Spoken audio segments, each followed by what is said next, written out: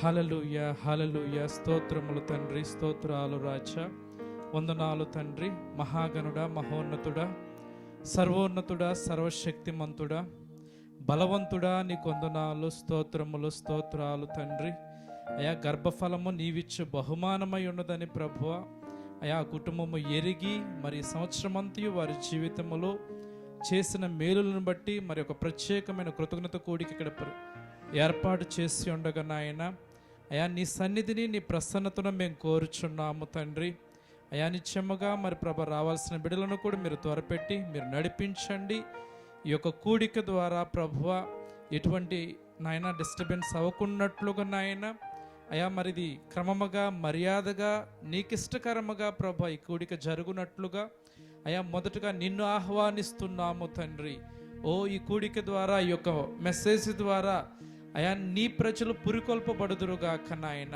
అయా నీ వాక్య ప్రకారం మా జీవితాలను మేము కట్టుకునే కృప మాకు అనుగ్రహింపచేయమని, అయా పాటల ద్వారా వాక్యము ద్వారా మీరు మహిమ పొందమని మమ్మల్ని అందరినీ మీ హస్తాలకు అప్పచెప్తూ మా ప్రభువును మా రక్షకుడునైనా మా ప్రభు అయిన యేసుక్రీస్తు నామంలో ఈ మనవలన్నీ అడిగి వేడుకొంచున్నాము తండ్రి. ఆమేన్. ఆరాధనకు యోగ్యుడా నిత్యము స్తుతించెదను, నీ మేలులను మరువకనే ఎల్లప్పుడు స్తుతి పాడెదను. ఆరాధనా ఆరాధనా ఆరాధనా ఆరాధనా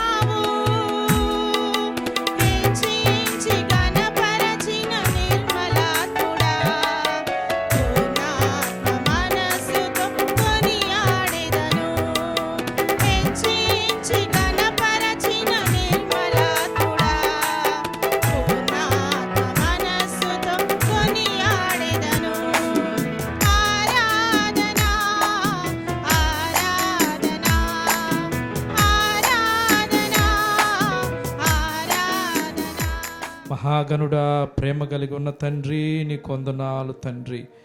అయా, మా ఎడల నీ తలంపులు ఉన్నతమై ఉన్నవి నాయన, భూమికి ఆకాశముకి నాయన. అయా మరి ప్రభు ఎంత ఎత్తుగా ఉన్నదో నాయన. అయా, మా ఎడల నీ తలంపులు నాయన అంత ఉన్నతమై ఉన్నవి తండ్రి. ఓ స్తోత్రాలు తండ్రి, వందనాలు దేవా.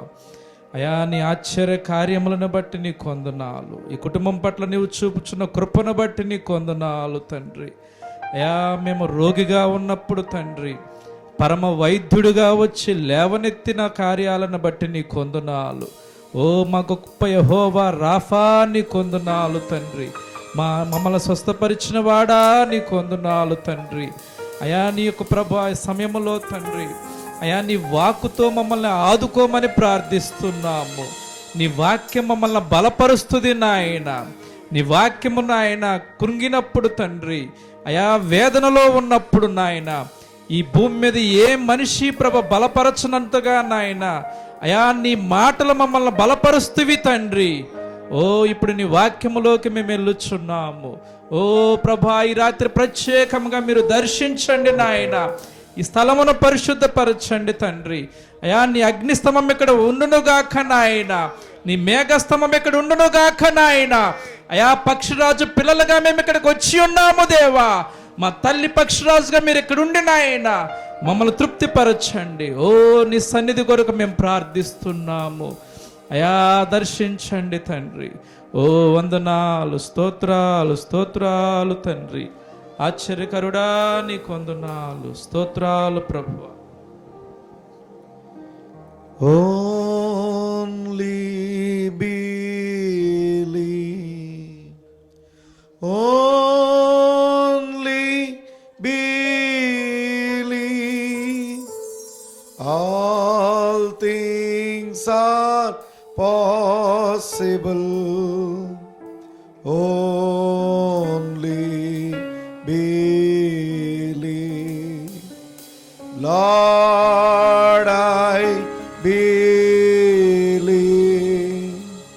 my Lord, I believe, all things are possible, my Lord, I believe. Jesus is here, my Jesus is here, all things are possible, my Jesus is here. ప్రభువానికి స్తోత్రమును నాయన. ఈ రాత్రి మీరు ఇక్కడ ఉన్నారు ప్రభువా, మీరు మాతో ఉన్నందుకు మీకు స్తోత్రములు ప్రభువా. ఎక్కడైతే ఇద్దరు లేక ముగ్గురు నా నామం పేట కూడి ఉంటారో వారి మధ్యలో నేను ఉంటానని వాగ్దానం చేసిన మా గొప్ప దేవుడా, నిత్యముగా ఈ రాత్రి మీరు మాతో ఉన్నందుకు నీకు స్తోత్రములు నాయన. ఇదిగోనైనా కేవలం మీరు మాతో ఉండటం మాత్రమే కాదు కానీ మా మధ్యలో మీ కార్యములు జరిగించిన దేవుడవు నాయన. మీ నామమునకు ఘనత తెచ్చుకొనిచున్న గొప్ప దేవుడానికి స్తోత్రములు ప్రభువా. ఈ రాత్రి ప్రత్యేక కూడికను బట్టి నీకు స్తోత్రములు తండ్రి. ఇంతవరకు నాయన బిడలు నాయన గృహస్థులు ప్రభువా, మీ నామ మహిమార్థముగా వారి జీవితంలో మీరు చేసిన కార్యములను ప్రభువా సాక్షి రూపముగా చెప్పారు తండ్రి. ప్రభా, సమస్తము జరిగించిన దేవుడో మీరే నాయన. మరొకసారి మీ కృప మాకు దయచేయండి. ఇదిగో ఈ సమయం అందరి వాక్య భాగంలోనికి మేము వెళ్ళిచుండగా మీ కృప మాకు దయచేయండి. మీరు రంగం మీదకి దిగిరండి. నీ అభిషేకంలోండి ప్రభువా మాతో మీరు మాట్లాడండి. మరొకసారి మీ కృపకు మమ్మల్ని పాత్రులుగా చేయమని సమస్త మహిమ ఘనత ప్రభావాలు మీకే చెల్లిస్తూ యేసుక్రీస్తు నామమున ప్రార్థిస్తున్నామా పరమ తండ్రి, ఆమేన్. మనమందరం కూడా నిలబడిన సమయం యొక్క వాక్య భాగాన్ని మనం చదువుకుందాం. తెస్సలోనికలకు రాసిన మొదటి పత్రిక 5వ అధ్యాయము.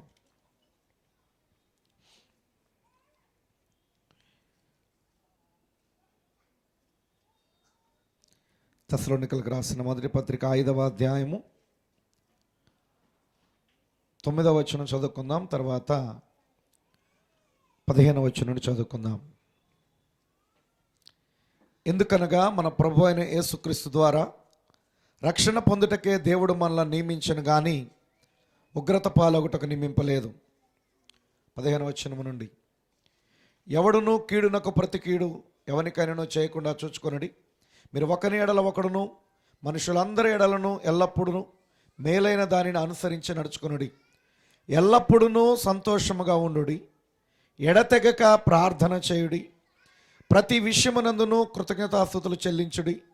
ఇలాగు చేయుట యేసుక్రీస్తునందు మీ విషయములో దేవుని చిత్తము. ప్రార్థన. జీవము కలిగిన ప్రేమ కలిగిన మా గొప్ప దేవుడానికి స్తోత్రములు ప్రభువా. ఈ రాత్రికాల సమయంలో మరొకసారి మీ కృపను మేము వేడుకుంటున్నా. వాక్యమైన దేవా, మాతో మాట్లాడే దేవుడవు నాయన. ఈ రాత్రి మా వినికిల్లో చదవబడిన లేఖన భాగాన్ని మీరు దీవించండి, ఆశీర్వదించండి.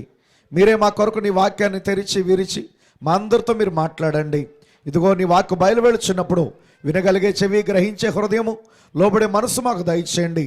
ఎత్తబాటు కావలసిన విశ్వాసమును మీరు మాకు అనుగ్రహింపచేయమని మరొకసారి మమ్మల్ని అందరినీ కూడా మీ కృపాస్తాలకు సమర్పిస్తూ యేసుక్రీస్తు నామమున ప్రార్థిస్తున్నామా పరమ తండ్రి, ఆమేన్. దయచేసి కూర్చోండి. రాత్రి హల్లెలూయా. సంతోషంగా ఉన్న వాళ్ళందరూ దేవునికి స్తోత్రం చెప్తారా? హల్లెలూయా. సమస్త మహిమ ఘనత ప్రభావములు ఆయనకే కలుగునుగాక. దేవుని యొక్క మహా గొప్ప కృప, ఆయన యొక్క అత్యున్నతమైన ప్రేమను బట్టి ఈ రాత్రి ఈ రీతిగా ఈ ప్రత్యేక కూడికలో ఈ గృహస్థులతో కలిసి మనం అందరము కూడా దేవుని నామాన్ని ఘనపరిచి ఆయన నామాన్ని కీర్తించేటువంటి గొప్ప కృప, గొప్ప ధన్యతను ప్రభు మనకు అనుగ్రహింపజేశారు. దేవునికి మహిమ కలుగునుగాక. అదే రీతిగా మరి కూడిక ఏర్పాటు చేసిన కుటుంబానికి, అలాగే వేదిక మీద ఉన్న దైవ సేవకులకి కూడా వచ్చిన మీ అందరూ కూడా మరొకసారి నా ప్రత్యేకమైన శుభవందనాలు తెలియజేస్తున్నాను. హల్లెలూయా. కొద్ది నిమిషాలు దేవుని యొక్క వాక్యాన్ని మనం ధ్యానం చేద్దాం. నా ప్రియమైన సహోదరి సహోదరులారా, మరి నిశ్చయముగా రాత్రి కూడిక ఎందు నిమిత్తం ఏర్పాటు చేయబడిందో మరి మనం విన్నాం. గృహస్థులు సాక్ష్యం ఇచ్చారు. అన్నిటికన్నా ప్రాముఖ్యమైనది రక్షణ సువార్త ప్రకటించబట్ట. ఈ లోకంలో మరి మానవులుగా జీవిస్తున్న మనం మరి నిశ్చయముగా మనకొక గమ్యం అనేది, మనకొక గురి అనేది ఖచ్చితంగా మనం కలిగి ఉండవలసిన వారమై ఉన్నా. దేవుని యొక్క వాక్యములో మనం చూస్తున్నప్పుడు, ఈ రాత్రి చదవబడిన లేఖను మనం చూసినప్పుడు మరి రెండు కార్యాలని మనం ఇక్కడ చూస్తున్నాం. ఒకటి, మన ప్రభు అయిన యేసుక్రీస్తు ద్వారా రక్షణ పొందుటకే దేవుడు మనలను నియమించను గాని ఉగ్రత పాలవుటకు ఆయన మనలను నియమింపలేదు. రెండవది, ప్రతి విషయమునందును కృతజ్ఞతాస్తుతులు చెల్లించుడి. ఇలాగు చేయుట యేసుక్రీస్తునందు మీ విషయములో దేవుని చిత్తం. ప్రతి విషయమునందును కృతజ్ఞతాస్తుతులు. ప్రతి విషయం అంటే మనం ఎప్పుడు దేవునికి కృతజ్ఞతాస్తుతులు చెల్లిస్తామంటే, మనకు మేలు జరిగినప్పుడు, మనకు సంతోషం కలిగినప్పుడు, లేకపోతే మనం హృదయంలో ఆనందాన్ని మనం పొందుకున్నప్పుడు, మనం లేదు ఇంకొక ప్రాముఖ్యమైన కారణం ఏంటంటే, మనం అనుకున్నది జరిగినప్పుడు దేవునికి కృతజ్ఞతలు తెలియజేస్తాం. కానీ అపోస్తలుడైన పౌలు గారు తెస్సలోనిక సంఘానికి ఏమని రాస్తున్నాడంటే, ప్రతి విషయమునందును కృతజ్ఞతాస్తుతులు చెల్లించుడి. ప్రతి విషయం అంటే నీకు మంచి జరిగినా కృతజ్ఞతాస్తుతులు చెల్లించాలా, చెడు జరిగినా కృతజ్ఞతాస్తుతులు చెల్లించాలా. కానీ రెండోది మనం చెయ్యాలన్న ఆలోచన కూడా మనకి రాదు. హల్లెలూయా. కానీ కీడు జరిగిన పరిశుద్ధ గ్రంథంలో ఒక ఆయన దేవునికి స్తోత్రం చెప్పాడు. హల్లెలూయా. ఎవరన్నా ఆయన? యోబు గారు. హల్లెలూయా. యెహోవా ఇచ్చెను, యెహోవా తీసుకొనెను, యెహోవా నామమునకే మహిమ కలుగునుగాక. ప్రతి విషయమునందును కృతజ్ఞతాస్తుతులు చెల్లించిన వ్యక్తి పరిశుద్ధ గ్రంథంలో యోబు గారు మనకు కనపడుతున్నాడు. మన జీవితంలో ఏదైనా సమస్య వచ్చినప్పుడు, శోధన వచ్చినప్పుడు, ఇబ్బంది వచ్చినప్పుడు అనేక మంది ఏమంటారంటే, యోబు గారికి వచ్చిన శోధన వచ్చిందండి, నాకు యోబు గారి పరిస్థితిలో నేను ఉన్నానని వాక్యములో మరి నిత్యముగా యోబును అక్కడ వారి జీవితంలో అన్వయించుకుంటారు. అయితే గమనించిన నా ప్రియమైన సహోదరి సహోదరులారా, పరిశుద్ధ గ్రంథంలో ఒక భక్తుని యొక్క జీవితాన్ని మన జీవితంలో అన్వయించుకోవాలంటే కొంత భాగం కాదు. నిజంగా ఆ యొక్క భక్తుని యొక్క జీవితం మన జీవితంలో అన్వయించబడాలంటే ఆ వ్యక్తి జీవితం అంతటినీ మనం చూడాలి. హల్లెలూయా. నీకు అవసరమైన మేరకు దాన్ని తీసుకోవడం కాదు. యోబు గారు కలిగిన శోధన లాంటిది, శ్రమ లాంటిది నాకు వచ్చింది అన్నప్పుడు యోబు గారికి ఎందుకు వచ్చింది శ్రమ? యోబు గారికి ఎందుకు వచ్చింది ఆ శోధన? దేవుడు అనుమతించాడు. దేవుని అనుమతితో వచ్చింది. ఎందుకనగా యోబు యొక్క భక్తి, యోబు యొక్క నీతి మనం చూసినప్పుడు యోబును గురించి అపవాది సాక్ష్యం ఇస్తున్నాడు, యోబును గురించి దేవుడు సాక్ష్యం ఇస్తున్నాడు. హల్లెలూయా. గమనించిన ప్రియులారా, యోబును గురించి దేవుడు సాక్ష్యం ఇస్తున్నాడు, యోబును గురించి అపవాది కూడా సాక్ష్యం ఇస్తున్నాడు. నిలబడున్నాడయ్యా, నిన్ను స్తుతిస్తున్నాడు. ఎందుకు నిన్ను స్తుతిస్తున్నాడు అంటే నువ్వు ఆయన చుట్టూ కంచి వేశావు కాబట్టి. ఎందుకంటే అపవాది కూడా యోబు గురించి ఎటువంటి చెడ్డ కార్యాన్ని దేవుని ఎదుట చెప్పలేకపోయాడు. ఈ రోజున మరి మన జీవితం ఎలాగుందా? మన జీవితంలో అటువంటి పరిస్థితులు మన జీవితంలో కలిగి ఉన్నామా? ఎన్నో పర్యాలు జారిపోతూ ఉంటాం, ఎన్నో పర్యాలు కృంగిపోతూ ఉంటాం, ఎన్నో పర్యాలు మనం బలహీనపరచబడుతూ ఉంటాం. కానీ ఏదైనా క్లిష్టమైన పరిస్థితి వచ్చినప్పుడు మనకు అనుకూలమైన, మనకి ఇష్టమైన ఏదో ఒక పరిస్థితులు మనల్ని మనం పెట్టేసుకుంటాం వాక్యంలో. కానీ అలా కాదు. కానీ నా ప్రియమైన సహోదరి సహోదరులారా, పరిపూర్ణమైన వాక్యాన్ని ఈరోజు దేవుడు మనకిచ్చాడు. హల్లెలూయా. పరిపూర్ణమైన వాక్యాన్ని దేవుడు మనకిచ్చినప్పుడు మన జీవితంలో ప్రతి కథలకి వెనకాల దేవుడు ఉన్నాడని నమ్మాలి. ఒక నిజమైన విశ్వాస యొక్క జీవితంలో ప్రతి కథలకి వెనకాల దేవుడు ఉన్నాడు. అందుకే కీర్తనాకారుడు అంటాడు, నేను కూర్చుండుట, నేను లేచుట నీకు తెలుసు, నా నడకను నా పడకను నీవు కనిపెట్టి ఉన్నావు. మన జీవితంలో ప్రతి క్షణము ఆయనకు తెలుసు, మన జీవితంలో ప్రతి అడుగు ఆయనకు తెలుసు. ఆయనకు మరుగా ఉన్నది ఏదీ లేదు. కేవలం మన భౌతికమైన జీవితాన్ని మాత్రమే కాదు, కానీ మన అంతరంగాన్ని కూడా ఎరిగిన వాడు ఆయన. ఈ రాత్రి ఇక్కడ కూర్చున్న నీవు నీ మనసులో ఏం ఆలోచిస్తున్నావో ఆయనకు తెలుసు. నీ హృదయంలో ఏ ఒక్క తలపుతో ఇక్కడికి వచ్చావో ఆయనకు తెలుసు. హల్లెలూయా. ఈ రాత్రి నిత్యముగా ఆయన నీ హృదయంతో మాట్లాడగలిగిన దేవుడు ఆయన. మన జీవితాలను సంధించగలిగిన దేవుడు ఆయన. దేవునికి స్తోత్రము కలుగును గాక. కాబట్టి నా ప్రియమైన సహోదరి సహోదరులారా, మనం చూస్తున్నప్పుడు మరి అనేకమైన సందర్భాలు ఈ రాత్రి మనం ఉన్నాం. మన ప్రియులు దేవకుమార్ గారి యొక్క గృహములో దేవునికి స్తోత్రము కలుగును గాక. మరి సహోదరి మెర్సీ సాక్ష్యం ఇచ్చింది. దేవుడు వ్యక్తిగతంగా తన యొక్క జీవితంలో జరిగించిన కార్యాన్ని బట్టి. రెండవది, వారికి ఇచ్చినటువంటి 20 కుమార్తెలలో దేవుడు కృప చూపి మరి రెండవ కుమార్తె యొక్క పుట్టినరోజు ఈరోజు. దేవునికి స్తోత్రము కలుగును గాక. అనగా ఆ బిడ్డకి దేవుడు సంవత్సరం అనే మరొక దయా కిరీటాన్ని ఇచ్చాడు. దేవునికి మహిమ కలుగును గాక. మరి మరొక ప్రాముఖ్యమైనటువంటి సాక్ష్యం మనం విన్నాం. మరి సహోదరి ప్రశాంతి సిస్టర్. హల్లెలూయా. మరి నిజంగా దేవుడు అద్భుతం చేశాడు ఆ కుటుంబం ఏడల. హల్లెలూయా. మనం చూస్తున్నప్పుడు నా ప్రియమైన సహోదరి సహోదరులారా, దేవుడు అద్భుతాన్ని ఆ కుటుంబంలో జరిగించినప్పుడు మరి ఎందుకు దేవుడు అద్భుతాన్ని జరిగించాడు, ఎందుకు దేవుడు ఆ వ్యాధిని నయం చేశాడు? ఆమె అసలు నిజంగా మనం దేవునికి చెల్లించాల్సిన కృతజ్ఞత ఏంటి? హల్లెలూయా. నేను ఎప్పుడు చెప్తా, ప్రత్యేక కృతజ్ఞత కొడుకు ఈ రాత్రి సహోదరి నిలబడి సాక్ష్యం ఇచ్చింది. నా కొరకు ప్రార్థించిన వారందరూ కూడా నా ప్రత్యేకమైన వందనాలు చెప్పింది. హల్లెలూయా. నిజమేనా? అదే రీతిగా ప్రార్థించిన వాళ్ళందరినీ కూడా ఈ కొడుకు పిలిచారు. ఈ మీటింగ్ అయిపోయిన తర్వాత కూడా అందరికీ కూడా చక్కని విందు ఏర్పాటు చేసి భోజనాలు పెట్టి హల్లెలూయా అందరూ తృప్తిగా వెళ్ళాలని వారు కోరుకున్నారు. అయితే గమనించిన ప్రియులారా, హల్లెలూయా, నిజమైన కృతజ్ఞత, దేవునికి చెల్లించేటువంటి నిజమైన కృతజ్ఞత మనం చూసినట్లయితే గమనించండి. ఇప్పుడు ప్రార్థించిన మనం అందరం వచ్చాం, మనందరికి కూడా భోజనాలు పెట్టి పంపిస్తారు. అది మనకు చెల్లించిన కృతజ్ఞత. మీరు అందరూ ప్రార్థన చేశారండి, కాబట్టి వచ్చి మేము ఇచ్చే విందును మీరు స్వీకరించి వెళ్ళండి. హల్లెలూయా. దేవునికి స్తోత్రం కలుగును గాక. మరి దేవునికి చెల్లించే కృతజ్ఞత ఏంటి? హల్లెలూయా. దేవునికి చెల్లించే కృతజ్ఞత ఏంటి? మనల్ని ఎలాగో వారు తృప్తిపరుస్తున్నారో దేవుణ్ణి కూడా అలా తృప్తిపరచాలి. దేవునికి స్తోత్రం కలుగును గాక.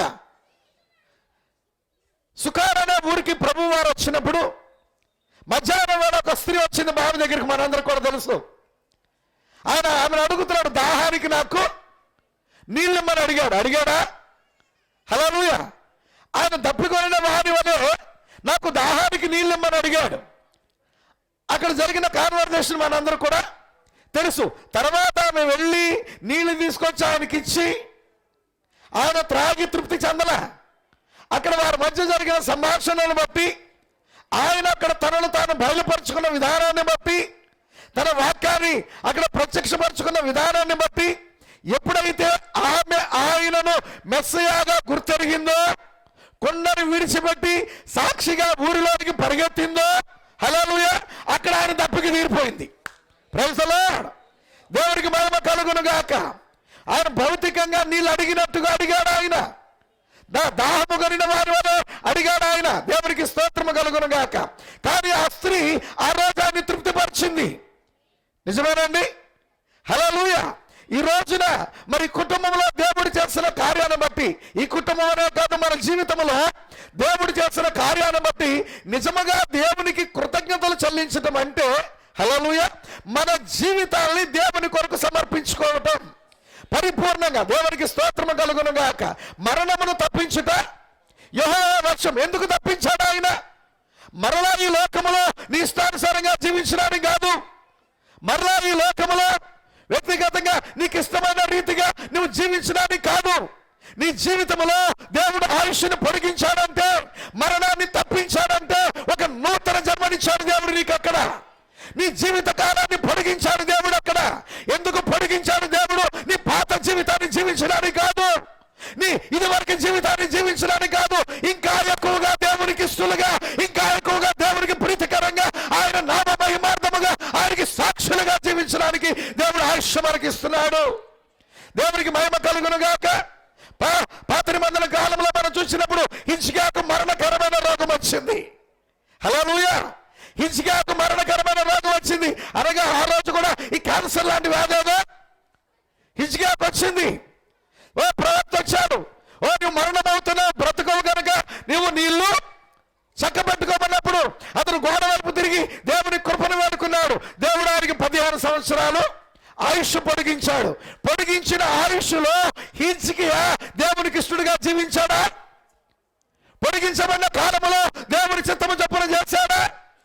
యథార్థంగా దేవుని వాక్యాన్ని అనుసరించి నడిచాడా? నడవలేకపోయాడు. హిజ్కియా యొక్క జీవితాన్ని మనం చూస్తే అసలు దేవుడు పిలిచినప్పుడు వెళ్ళిపోతే బాగుండేది. ఆయుష్ పొడిగించుకొని దేవునికి ఇష్టడుగా జీవించలేకపోయాడు. ఈరోజు దేవుడు మనకు ఆయుష్ ఇచ్చాడంటే హిజ్కియా వలె దేవునికి ఇష్టలుగా మనం జీవించకుండా ఉండేది కాదు. దేవునికి ఇష్టలుగా జీవించడానికి, దేవునికి ప్రీతికరంగా జీవించడానికి. ఈ రాత్రి గమనించండి నా ప్రియమైన సహోదరి సహోదరులారా, నిజముగా మన ఎడల దేవుడు అద్భుతాలు చేయు దేవుడై ఉన్నాడు, ఆశ్చర్య కార్యాలు చేయు దేవుడై ఉన్నాడు. ఆశ్చర్యకరుడైన దేవుణ్ణి గణపరచడానికి రాత్రి మనం వచ్చాం. గొప్ప దేవుడిని మనం స్తుతించడానికి ఈ రాత్రి కూడి ఉన్నాం. దేవునికి మహిమ కలుగును గాక. హల్లెలూయా. ఈ అపోస్తలుడైన పౌలు గారు తెస్సలోనిక సంఘానికి చెప్తున్న ఈ కారణం మనం చూస్తున్నప్పుడు, ఎందుకనగా మన ప్రభు అయిన యేసుక్రీస్తు ద్వారా రక్షణ పొందుటకే దేవుడు మనల్ని నియమించను గాని ఉగ్రత పాలవుటకు కాదు. దేవుడు మనల్ని నియమించింది రక్షణ పొందడానికి. హల్లెలూయా. ఈ రాత్రి గమనించండి నా ప్రియమైన సోదరి సోదరులారా, రక్షణ అంటే నువ్వు చర్చికి వెళ్తే రక్షణ కాదు, నువ్వు బైబిల్ చదివితే రక్షణ కాదు, నువ్వు ప్రార్థన చేస్తే రక్షణ కాదు.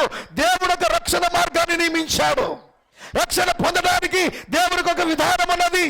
మానవుడు రక్షించబడడానికి దేవుడు ఒక విధానాన్ని కలిగి ఉన్నాడు. దేవుడు ఒక మార్గాన్ని ఏర్పాటు చేశాడు. ఆ మార్గంలోనే నీవు రక్షణ పొందగలవు కానీ వేరే మార్గంలో నీవు రక్షణ పొందలేవు. రక్షణ పొందడానికి కూడా ఒక నామం ఉంది. ఈ నామములనే మనం రక్షణ పొందాలి కానీ వేరే నామన రక్షణ లేదు. హల్లెలూయా. ఏంటో రక్షణ పొందే నామము? ప్రభు అయిన యేసుక్రీస్తు నామము. దేవునికి స్తోత్రము కలుగును గాక. నిజముగా రక్షణ పొందుటకు దేవుడు మనల్ని నియమించాడు. ఈ రాత్రి ఇక్కడ కూడి ఉన్న మనమందరము కూడా రక్షణ పొందడానికి దేవుడు మనల్ని నియమించాడు.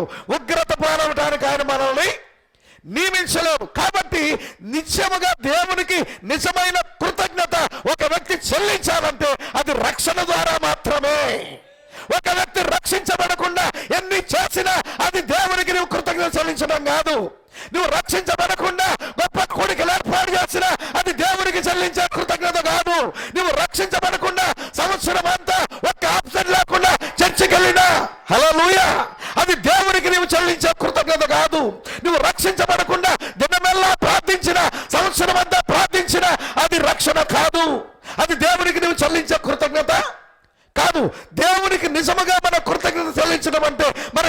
మరొకసారి దేవునికి సమర్పించుకోవటం, మనల్ని మనం దేవునికి సమర్పించుకోవటం. ఆయన ఎందుకు మనల్ని ఈ లోకంలోనికి పంపాడు, ఎందుకు వచ్చాం, ఎందుకు బ్రతుకుతున్నాం. హల్లెలూయా, దేవునికి మహిమ కలుగును గాక. హల్లెలూయా. గమనించిన ప్రియులారా, ఒక సందర్భం కాదు ఈరోజు నేను ఒక అంశం మీద అవటానికి. హల్లెలూయా, ఒక అంశం గురించి మాట్లాడడానికి ఒక సందర్భం కాదు. దేవునికి మహిమ కలుగును గాక. హల్లెలూయా. దేవుడు ఇప్పుడు మన కుమార్తెలు ఇచ్చాడు. ఆ కుమార్తె యొక్క పుట్టినరోజు కూడా దేవునికి మహిమ కలుగును గాక. బిడ్డలు పుట్టగానే తల్లిదండ్రులకు అనేకమైన ఆలోచనలు ఉంటాయి, తల్లిదండ్రులకు అనేకమైన తలంపులు ఉంటాయి. దేవునికి స్తోత్రం కలుగును గాక. హల్లెలూయా. గమనించిన ప్రియులారా, అందరూ అనుకుంటూ ఉంటారు, ఇద్దరు ఆడపిల్ల, ఒకళ్ళన్నా మగపిల్ల అయితే, పిల్లోడైతే బాగుండేది. నీ బాగు నీకు కన్నా దేవునికి ఎక్కువ తెలుసు. హల్లెలూయా. నీ ఇంట్లో ఎవరైతే బాగుంటారో నీకన్నా దేవునికి ఎక్కువ తెలుసు. దేవునికి మహిమ కలుగును గాక. నీకన్నా నీ జీవితం గురించి జాగ్రత్త దేవుడు వహిస్తున్నాడు. అసలు నీ గురించి నీకు తెలిసిన కన్నా ఎక్కువగా దేవునికి తెలుసు. హల్లెలూయా. నా ప్రియమైన సోదరి సోదరు, అల్పమైంది ఇదేముందలే అని నువ్వు దేన్నైతే వదిలిపెడతావో దేవుడు దాని మీద కూడా జాగ్రత్త వహించాడు. మిమ్మల్ని అందరిని అడుగుతున్నా, మీ తల మీద ఎన్ని వెంట్రుకలు ఉన్నాయి చెప్పగలరు ఎవరన్నా? ఎందుకని? మీ యొక్క రాలిపోయి లెక్క పెట్టుకుంటారు కానీ ఉన్న ఎప్పుడన్నా లెక్క పెట్టుకున్నారా? ఎందుకని లెక్క పెట్టుకోరా? ఎందుకని లెక్క పెట్టుకోరా? ఎన్ని జతల బట్టలు ఉన్నాయో లెక్క పెట్టుకుంటారు, ఎన్ని స్థలాలు ఉన్నాయో లెక్క పెట్టుకుంటారు, ఎన్ని ఇల్లు ఉన్నాయో లెక్క పెట్టుకుంటారు. హల్లెలూయా. నువ్వు ఏమేమి కలిగి ఉన్నావో లెక్క పెట్టుకుంటావు. మరి నీ తలపై ఉన్న వెంట్రుకలు ఎందుకు లెక్క పెట్టుకోలేకపోయా? ఉపయోగం ఏముందని దానివల్ల? నీవు లెక్క పెట్టలా, కానీ ఆయన లెక్క పెట్టాడు. మీ తల వెంట్రుకలన్నీ లెక్కించబడి ఉన్నవన్నాడు. దేవునికి మహిమ కలుగును గాక. హల్లెలూయా. ఇప్పుడు నీ మీద నీకు జాగ్రత్త ఎక్కువ, దేవునికి జాగ్రత్త ఎక్కువ. హల్లెలూయా. నీ గురించి నీకు తెలుసా, దేవునికి ఎక్కువ తెలుసా? దేవునికి తెలుసు. నీ కుటుంబంలో ఎవరినివ్వాలా? హల్లెలూయా. అది దేవుని ఎన్నిక. దేవుడిచ్చిన బహుమానం ఎప్పుడు కూడా శ్రేష్టమైనదే. శ్రేష్టమైన బహుమానాన్ని దేవుడు మనకిస్తాడు. ఎందుకంటే గర్భఫలం ఆయన ఇచ్చే బహుమానము. దేవునికి మహిమ కలుగును గాక. హల్లెలూయా. గమనించిన నా ప్రియమైన సహోదరి సహోదరులారా, ఈరోజు మనం చూస్తున్నప్పుడు దేవుడు బిడ్డల్ని ఇచ్చాడు. ఎందుకు ఇచ్చాడు బిడ్డల్ని? తల్లిదండ్రులు బిడ్డల్ని పెంచుకునేటప్పుడు వారు ఆలోచన చేస్తారు, వీళ్ళు ఉన్నతంగా చదవాలా, మంచి చదువులు చదవాలా, మంచి చదువులు చదివి ఉన్నతమైన స్థితిలోకి రావాలా. హల్లెలూయా. పెద్ద డాక్టర్ని చేయాలా, లేకపోతే ఇంజనీరింగ్ చేయాలా, ఐఏఎస్లో ఐపీఎస్లో చేయాలా, లేకపోతే మా బిడ్డలు విదేశాల్లో ఉండాలా, ఉన్నతమైన స్థితిలో ఉండాలని ఆలోచన చేస్తారు. హల్లెలూయా. కానీ దేవుడు నీకు బహుమానం ఇచ్చినప్పుడు నీ బిడ్డలలో ఆయనకు ఒక ఆలోచన ఉంది, నీ బిడ్డలలో ఆయనకు ఒక తలంపు ఉంది. ఏంటి ఆయన తలంపు? నీ బిడ్డలు హల్లెలూయా దేవుని రాజ్యములో ఉండాలని రక్షణ పొందుటకు దేవుడు నియమించాడు. హల్లెలూయా. రక్షణ పొందుటకు దేవుడు నియమించాడు. కానీ మనం ఏం చేస్తున్నాం? అనేక కుటుంబాల్లో మనం చూస్తున్నప్పుడు తల్లిదండ్రులు బిడ్డల్ని హల్లెలూయా ఆరాధన కన్నా చదువుకు ప్రాధాన్యత ఇస్తున్నారు. నిజమేనండి? దేవుని సన్నిధి కన్నా చదువుకు చదువుకోకపోతే పాస్టర్ గారు నేనేం చదువుకు వ్యతిరేకంగా మాట్లాడట్లా, బిడ్డల చదివించదని చెప్పట్లా. ప్రాముఖ్యమైనది దేవుని సన్నిధి, ప్రాముఖ్యమైనది దేవుని యొక్క సన్నిధిలో వారు ఉండటం. దేవునికి మహిమ కలుగును గాక. దైవ భక్తిలో వారిని దైవ భక్తి వారికి నేర్పాలి. దేవుని సన్నిధానంలో ఎదగట వారికి నేర్పినప్పుడు ఈరోజు మనం చూస్తున్నప్పుడు ఎంతో మంది వాళ్ళ బిడ్డలు ఉన్నతమైన చదువుల్లో ఉండాలి, ఉన్నతమైన స్థితిలో ఉండాలని అనేక స్థలాల్లో ఉన్నతంగా వారిని చదివించినప్పుడు ఆ బిడ్డలు హల్లెలూయా సోదరులు నిజంగా ఉన్నతమైన స్థితిలో ఉండి అనేక మంది కనీసం తల్లిదండ్రులకు అవసాన దశలో వారిని పట్టించుకోని స్థితిలో కూడా ఉన్నారు. చూడటానికి లేక, డబ్బు తక్కువయ్యా, హల్లెలూయా చూడలేని పరిస్థితి కాదు, అన్నీ ఉండి కూడా వృద్ధాశ్రమాల్లో పెట్టారు. అదే ఆ బిడ్డలకి తల్లిదండ్రులు కనుక బాల్యము నుండి దేవుని యొక్క వాక్యాన్ని బోధిస్తే వాళ్ళు నేర్చుకుని వాళ్ళు నీ దేవుడని యెహోవా నీకు అనుగ్రహించు దేశములో నీవు దీర్ఘాయుష్మంతుడు వదినట్లు నీ తల్లిని నీ తండ్రిని సన్మానించుమో. హల్లెలూయా. ఎప్పుడైతే ఆ మాటలు వారు నేర్చుకుంటారో బాలుడు నడవలసిన త్రోవను వారికి నేర్పు, వాడు పెద్దవాడైనా వృద్ధుడైనా సరే దాని నుండి తొలగిపో. దేవునికి మహిమ కలుగును గాక. హల్లెలూయా. దేవుని యొక్క వాక్యాన్ని బిడ్డలకి నేర్పలేకపోవటం వల్ల, హల్లెలూయా, ఇక్కడ పొరపాటు ఎవరిది? బిడ్డలు కాదు, తల్లిదండ్రులది. హల్లెలూయా. మనం అనుకుంటాం మన బిడ్డల్ని చాలా జాగ్రత్తగా పెంచుతున్నాం, మన బిడ్డల్ని చాలా జాగ్రత్తగా చూసుకుంటున్నాం. నా ప్రియమైన సహోదరి సహోదరులారా, నీవు నీ బిడ్డల్ని జాగ్రత్తగా చూసుకోవటం కాదు, దేవుని కాపుదల లేకపోతే ఎవరూ ఏం చేయలేరు.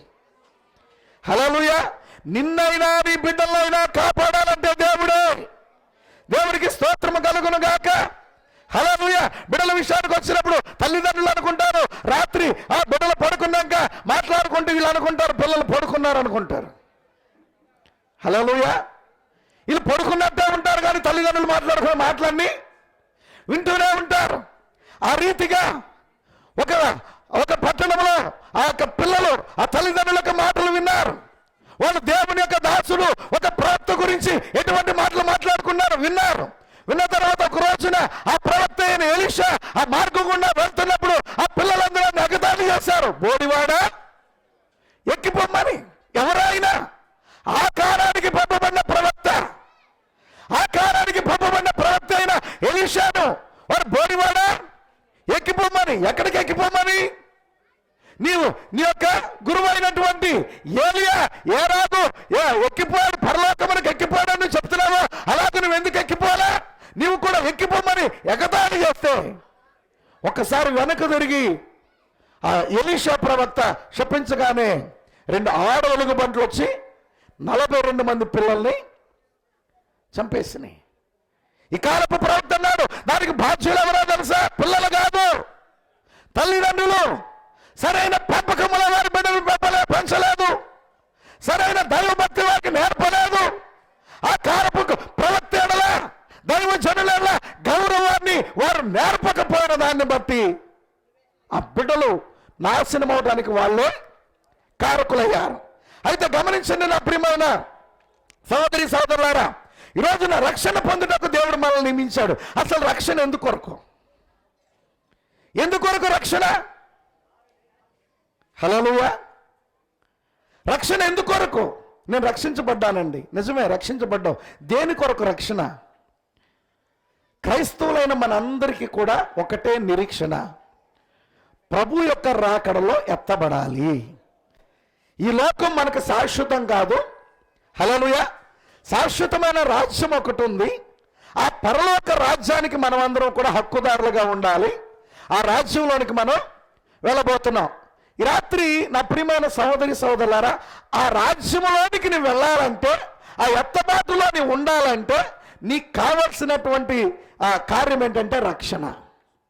రక్షణ లేకుండా పరలోక రాజ్యంలోనికి ఎవరు కూడా వెళ్ళలేరు. రక్షణ ఎలా? ప్రభు అయిన యేసుక్రీస్తు నామమున, వేరే ఏ నామమున రక్షణ లేదు. హల్లెలూయా. దేవునికి మహిమ కలుగును గాక. రక్షణ ఎందుకు అంటే మనము ఎత్తబట్ట కొరకు. ఈ లోకంలో నువ్వు అన్నీ సంపాదించుకొని అన్నీ పొందుకొని ఎత్తబాటు ఒక్క దాన్ని కోల్పోయావనుకోండి, ఒక్క ఎత్తబాటే మిస్ అయ్యావు, అన్నీ పొందుకున్నావు. నీకంటే దౌర్భాగ్యుడు ఎవరండి ఈ లోకంలో? అందుకే కాలపు ప్రవక్త అన్నాడు, నువ్వు ఏదన్నా పోగొట్టుకో, ఆరోగ్యం పోయిందా పోగొట్టుకో, డబ్బు పోయిందా పోని, ఐశ్వర్యం పోయిందా పోని, నిత్య జీవాన్ని మాత్రం పోగొట్టుకోమాక, నీ రక్షణ మాత్రం నువ్వు పోగొట్టుకోమాక. ఎక్కడికన్నా వెళ్ళండి కానీ నరకానికి మాత్రం వెళ్ళకండి. ఎక్కడికన్నా వెళ్ళండి కానీ నరకానికి వెళ్ళకండి. ఏదన్నా పోగొట్టుకోగాని నిత్య జీవాన్ని నువ్వు పోగొట్టుకోమాక. అన్నీ పోయినాయి కానీ నిత్య జీవాన్ని పోగొట్టుకోకుండా నిలబడ్డాడు యోబు గారు. హల్లెలూయా. యెహోవా ఇచ్చెను, యెహోవా తీసుకొనెను, యెహోవా నామమునకు మహిమ కలుగును గాక అన్నాడు. కారణం ఏంటి? యోబు చావాలంటే ఆయనలో ఉన్నటువంటి, ఆయన దేనిపై ఆనుకొని ఉన్నాడో, దేనిపై ఆధారపడి ఉన్నాడో ఆ దేవుణ్ణి ఆయనలో నుండి వేరు చేయాలి. ఆ దేవుణ్ణి ఆయనలో నుండి వేరు చేయటం అపవాదికి సాధ్యమవలే, అపవాది వల్ల కాలే. నా ప్రియమైన సోదరి సోదరులారా, దేవుడు ఆ రక్షణ మార్గాన్ని నిర్ణయించినప్పుడు, దేవుడు ఆ రక్షణ మార్గాన్ని ఏర్పాటు చేసినప్పుడు, ఏదైనా తోటలో జరిగిన పాపమేంటో మనకు తెలుసు. ఏదైనా తోటలో అక్కడ దేవుడు ఒక న్యాయాధిపతిగా దిగొచ్చాడు. ఒక న్యాయాధిపతిగా దిగొచ్చి ఆ కోర్టులో వాళ్ళు నిలబెట్టాడు. ఆదాము నిలబడ్డాడు, హవ్వ నిలబడింది, సర్పము నిలబడింది అక్కడ. హల్లెలూయా. ఆదాముని అడిగాడు, ఆదాము ఏంటి నువ్వేం చేశావు? హల్లెలూయా. నేను తినదన్న పండును తిన్నావా?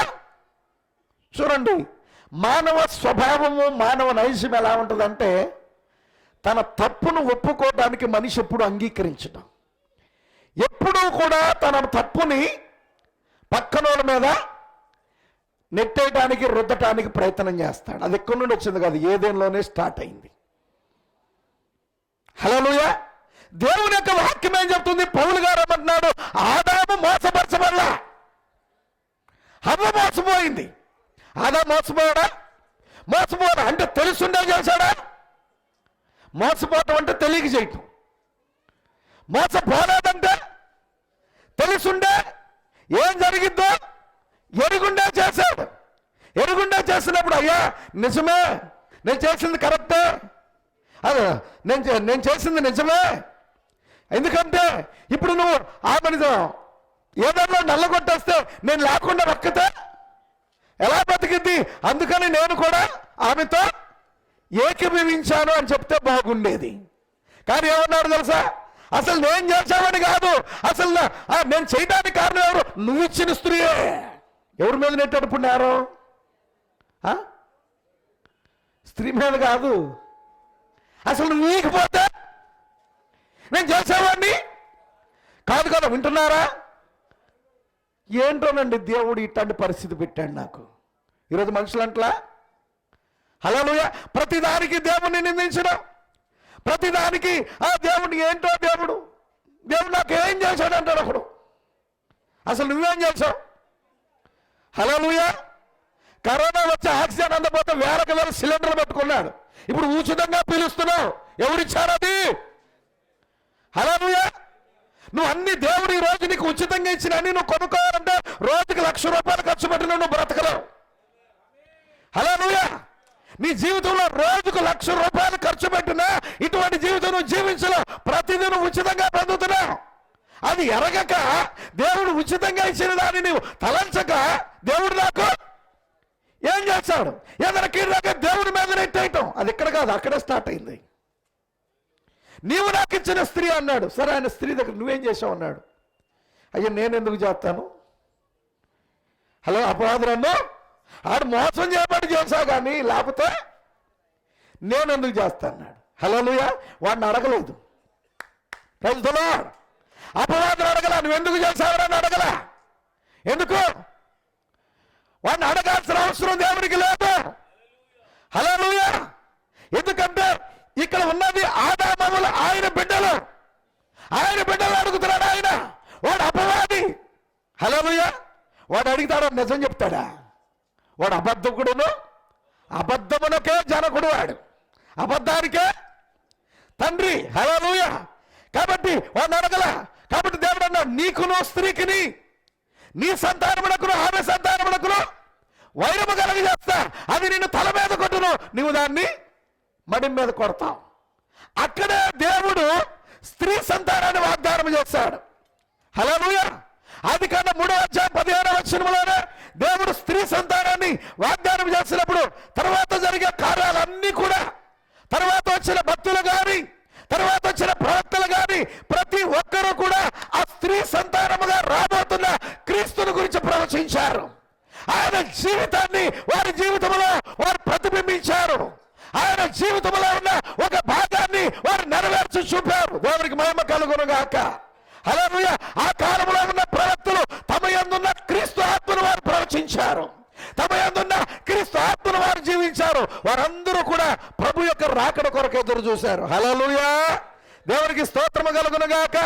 ఈ రోజున ఈ నేటి దినాల్లో ప్రభు యొక్క రెండవ రాకడ కొరకు క్రైస్తవ లోకమంతా ఎలాగో ఎదురు చూస్తుందో నిజమేనండి. ఎదురు చూసే వాళ్ళందరూ ఆమేన్ చెప్తారా? రాకడ కొరకు కనిపెట్టే వాళ్ళందరూ హల్లెలూయా చెప్తారా? దేవునికి స్తోత్రము కలుగును గాక. హల్లెలూయా. ఓ క్రైస్తవ ప్రపంచమంతా ఆయన రాకడ కొరకు ఎదురు చూస్తున్నారు ఈ రోజున. అయితే వారు ఎదురు చూస్తున్నారు క్రీస్తు యొక్క మొదటి రాకడ కొరకు. ఎందుకు ఆ మొదటి రాకడలో విమోచన జరగబోతుంది. ఆ మొదటి రాకడ ద్వారా దేవుడితో సంబంధం కలుగుతుంది. ఆ మొదటి రాకడ ద్వారా దేవుడి కృపను వారు పొందుకోబోతున్నారు.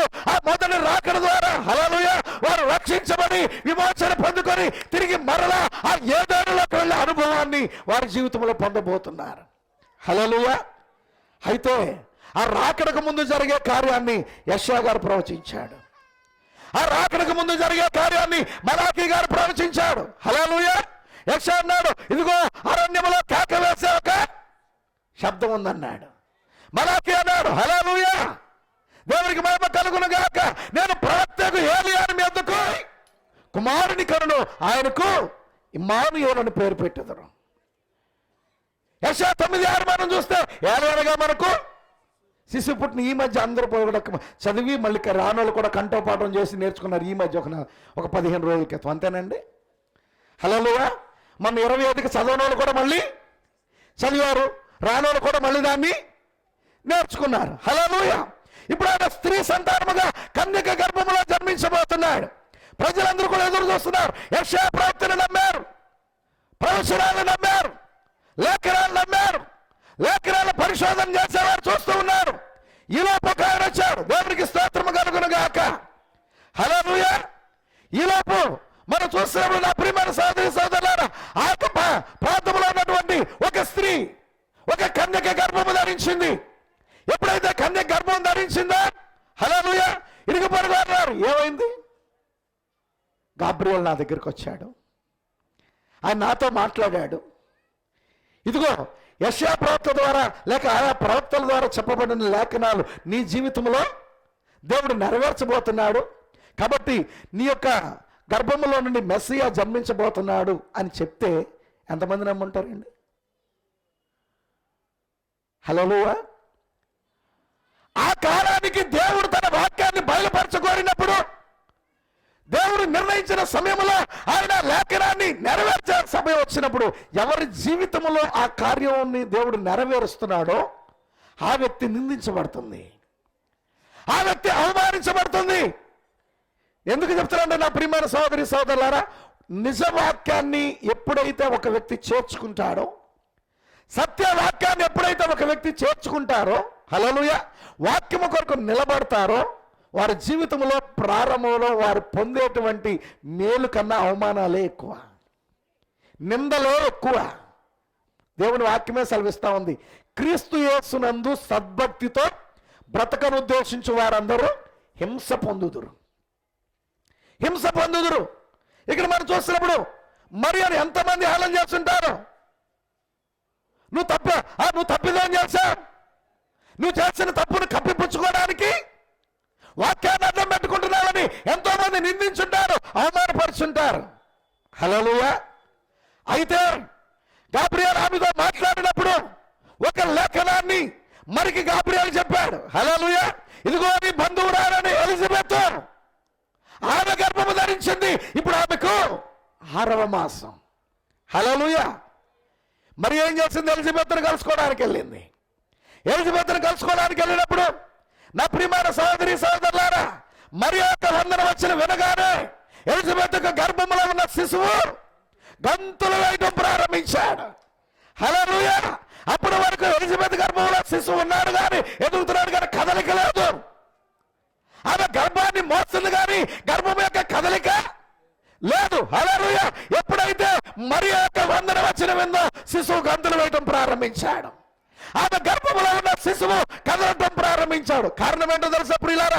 ఇక్కడ మరియా ఎలిజబెత్లు మాట్లాడుకుంటున్నారు భౌతికంగా, వారు ఎదురుబోదురుగా వారు ఒకరితో ఒకరు మాట్లాడుకుంటున్నారు కానీ మరియా గర్భములో క్రీస్తున్నాడు, ఎలిజబెత్ గర్భములో యోహాను ఉన్నాడు. దేవునికి మహిమ కలుగును గాక.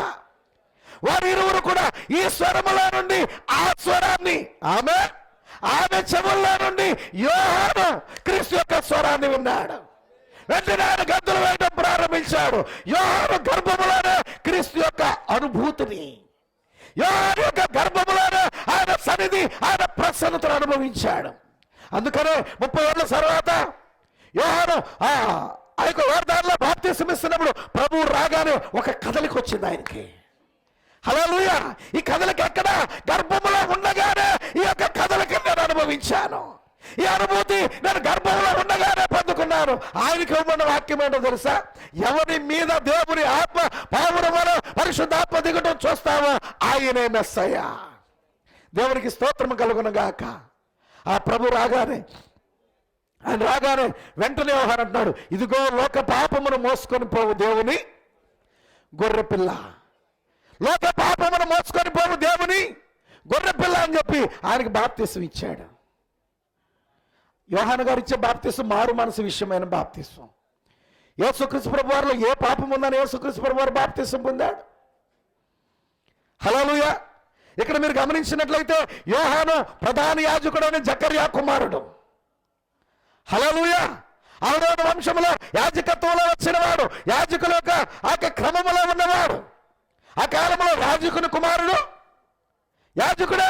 దేవునికి స్తోత్రము కలుగును గాక. యాజకుని యొక్క విధేంటి? దేవుని కొరకు అర్పించబడేటువంటి ఆ గొర్రె పిల్లను శుద్ధి చేసే బాధ్యత యాజకునిదే. దాన్ని కడిగేది యాజకునికి. అర్పణకు ముందు గొర్రె పిల్లను కడిగేది యాజకుడే.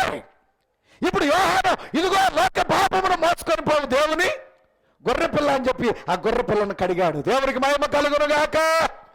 హల్లెలూయా. ఆ గొర్రె పిల్లను కడిగాడు. కడిగిన తర్వాత అక్కడి నుంచి ఆయన స్వార్థ ప్రారంభమైంది. ప్రభు యొక్క స్వార్థ ప్రారంభమైతే లోకము ఎవరైతే ప్రభు యొక్క మొదటి రాకడ కొరకు ఎదురు చూస్తున్నారో వారు ఆ మొదటి రాకడిని నమ్మట్లే. శాస్త్రులు ఎదురు చూస్తున్నారు, పరిసరాలు ఎదురు చూస్తున్నారు, సద్దుకాలు ఎదురు చూస్తున్నారు, హేరోదీలు ఎదురు చూస్తున్నారు, సామాన్య ప్రజలు ఎదురు చూస్తున్నారు, సమాజ మందిరంలో ఉన్న వారందరూ కూడా ఎదురు చూస్తున్నారు. ఇశ్రాయేలు వంశమంతా కూడా ప్రభు యొక్క మొదటి రాకడ కొరకు, మెస్సియా కొరకు ఎదురు చూస్తున్నారు. మెస్సియా యొక్క రాకడ ఎప్పుడు ప్రారంభమైందండి? ఆయన బాప్తిసం పొందినప్పుడా? హల్లెలూయా. రాకడంటే ఆయన వచ్చుట, అంతేనా? మెస్సియా యొక్క రాకడ ఎప్పుడు ప్రారంభమైంది? మరియ గర్భములో ఆయన శిశువుగా పిండముగా ఆవిర్భవించినప్పుడే రాకడ. హల్లెలూయా. ఆ రాకడలోనే కదా యోహాను ఆ ఎలిజబెత్ గర్భములో ఉండి ఆ గొప్ప అనుభూతిని పొందుకున్నది. దేవునికి స్తోత్రము కలుగును గాక. అయితే ఆ కాలంలో ప్రభు యొక్క రాకడను ప్రజలు నమ్మలేకపోవడానికి కారణం ఏంటంటే అసలు ఆయన వచ్చింది ప్రజలను విమోచించడానికి. మొదటి రాకడ ఆయన వచ్చింది ప్రజలను విమోచించడానికి. ఆ రాకడ గురించిన లేఖనాలు మనం చూస్తూ ఉంటే యోధా గోత్రములో జన్మించాలని లేఖనాలు సెలవిస్తున్నాయి. బెత్లెహేములో జన్మిస్తాడని లేఖనాలు చెప్తున్నాయి. కన్యకకు జన్మిస్తాడని లేఖనాలు చెప్తున్నాయి. నిజమేనా? ఏ లేఖనాన్ని కూడా దాటిపోయి, ఏ లేఖనాన్ని కూడా తప్పిపోయి మొదటి రాకడలో ఆయన భూమి మీదకి రాలా. ప్రతి ప్రవచనాన్ని నెరవేరుస్తూ ఆయన భూమి మీదకి వచ్చాడు. హల్లెలూయా. ఈ రోజున 2000 సంవత్సరాల క్రితం యేసుక్రీస్తు ప్రభువారు కన్య మరియ యొక్క గర్భములో ఈ లోకములో జన్మించి, హల్లెలూయా, 33.5 సంవత్సరాలు జీవించి ఆయన శిలువ మీద యాగమై మన కొరకు ఆయన తన ప్రాణం అప్పగించి ఆయన పాతి పెట్టబడి, హల్లెలూయా, చనిపోయి పాతి పెట్టబడి 3వ దినాన తిరిగి లేచి పునరుద్ధారుడా వెళ్ళిపోవడం ఎంతమంది నమ్ముతున్నారు? హల్లెలూయా. నమ్మేవాళ్ళు దేవునికి స్తోత్రం చెప్తారా? అది మొదటి రాకడేనా? కానీ ఆ మొదటి రాకడ కొరకు ఎదురు చూచి ఆ ఇశ్రాయేలు జనాంగం ఇంకా ఎదురు చూస్తూనే ఉన్నారు. నేటికి ఎదురు చూస్తున్నారు మెస్సియా రావాలని. నేటికి వారు కనిపెడుతున్నారు మెస్సియా ఇంకా రాలేదు, మెస్సియా రావాలి. ఆయన వచ్చాడు, వెళ్ళిపోయాడు. ఆయనకు ముందు కూడా అరణ్యములో కేక వేసే ఒక శబ్దం వచ్చింది, వెళ్ళిపోయింది. దాని గురించి ప్రభువారు అంటున్నాడు, ఏలియా రావాలి కదయ్యా. ఏలియా రావాలని శాస్త్రులు ఎందుకు చెప్తున్నారంటే ఆయన అన్నాడు, ఏలియా ఇదివరకే వచ్చాడు, మీరు ఎరుగా కాతని అలా చేశారు, వచ్చాడు, వెళ్ళిపోయాడు. హల్లెలూయా. ఈరోజు నా ప్రియమైన సోదరి సోదరులారా, రెండవ రాకడ దినాల్లో మనం జీవిస్తున్నాం. రెండవ రాకడ దినాల్లో జీవిస్తున్న మనం ఒకవేళ రాకడను కనుక మిస్ అయితే, ఆ రాకడను గుర్తించడం కనుక మనం విఫలమైతే, మళ్ళా చెప్తున్నా, రెండవ రాకడ దినాల్లో జీవిస్తున్న మనం రాకడను గనక మనం పోగొట్టుకుంటే, రాకడను గుర్తించడంలో మనం విఫలమైతే ఏంటి మన పరిస్థితి? మొదటి రాకడ మరియ గర్భముతో ప్రారంభమై ప్రభువారి పరిచర్య, శిలువ మీద చనిపోవటం, పాతిపెట్టబడటం, తిరిగి లేవటం, తర్వాత ఆయన 40 దినాలకి ఆరోహణం అవటంతో ముగిసింది. నిజమేనండి? హల్లెలూయా. ఇవన్నీ కూడా ఈ 33.5 సంవత్సరాలు ఏ దినాలని చెప్పొచ్చు? మొదటి రాకడ దినాలు. అప్పుడు ఆయన భూమి మీదే ఉన్నాడు. హల్లెలూయా. భూమి మీద ఉన్నాడు, నజరేతులో ఉన్నాడు, ఐగుప్తులో ఉన్నాడు. చివరి 3.5 సంవత్సరాలు ఆయన పరిచర్యలో తిరిగాడు. ఇవన్నీ కూడా రాకడ దినాలే. ఎందుకు ఆ రోజున యేసుక్రీస్తు ప్రభువుని అనేక మంది నమ్మలేదంటే, రాకడ జరిగితే ఆయన విమోచకుడిగా రావాలి కదా, వడ్రంగుడిగా రావటం ఏంటి? ఈయన ప్రభువు రాకడైతే, ఈయన మెస్సీయా అయితే ఈయన టేబుల్ చేయటం ఏంటి? హల్లెలూయా. ఈయన మెస్సీయా అయితే, ఈయన మొదటి రాకడైతే ఈయన కుర్చీలు చేయటం ఏంటి? వడ్రంగి పని చేయటం ఏంటి? 30 సంవత్సరాల వరకు ఆయన తండ్రికి సహాయకుడిగా చేశాడు. హల్లెలూయా. దేవుడు సామాన్యతలో తను తాను మరుగు చేసుకొని పిదప అందులోనే తను తాను బయలుపరుచుకున్నాడు. ప్రజలు దాన్ని గుర్తించడంలో విఫలమైపోయారు.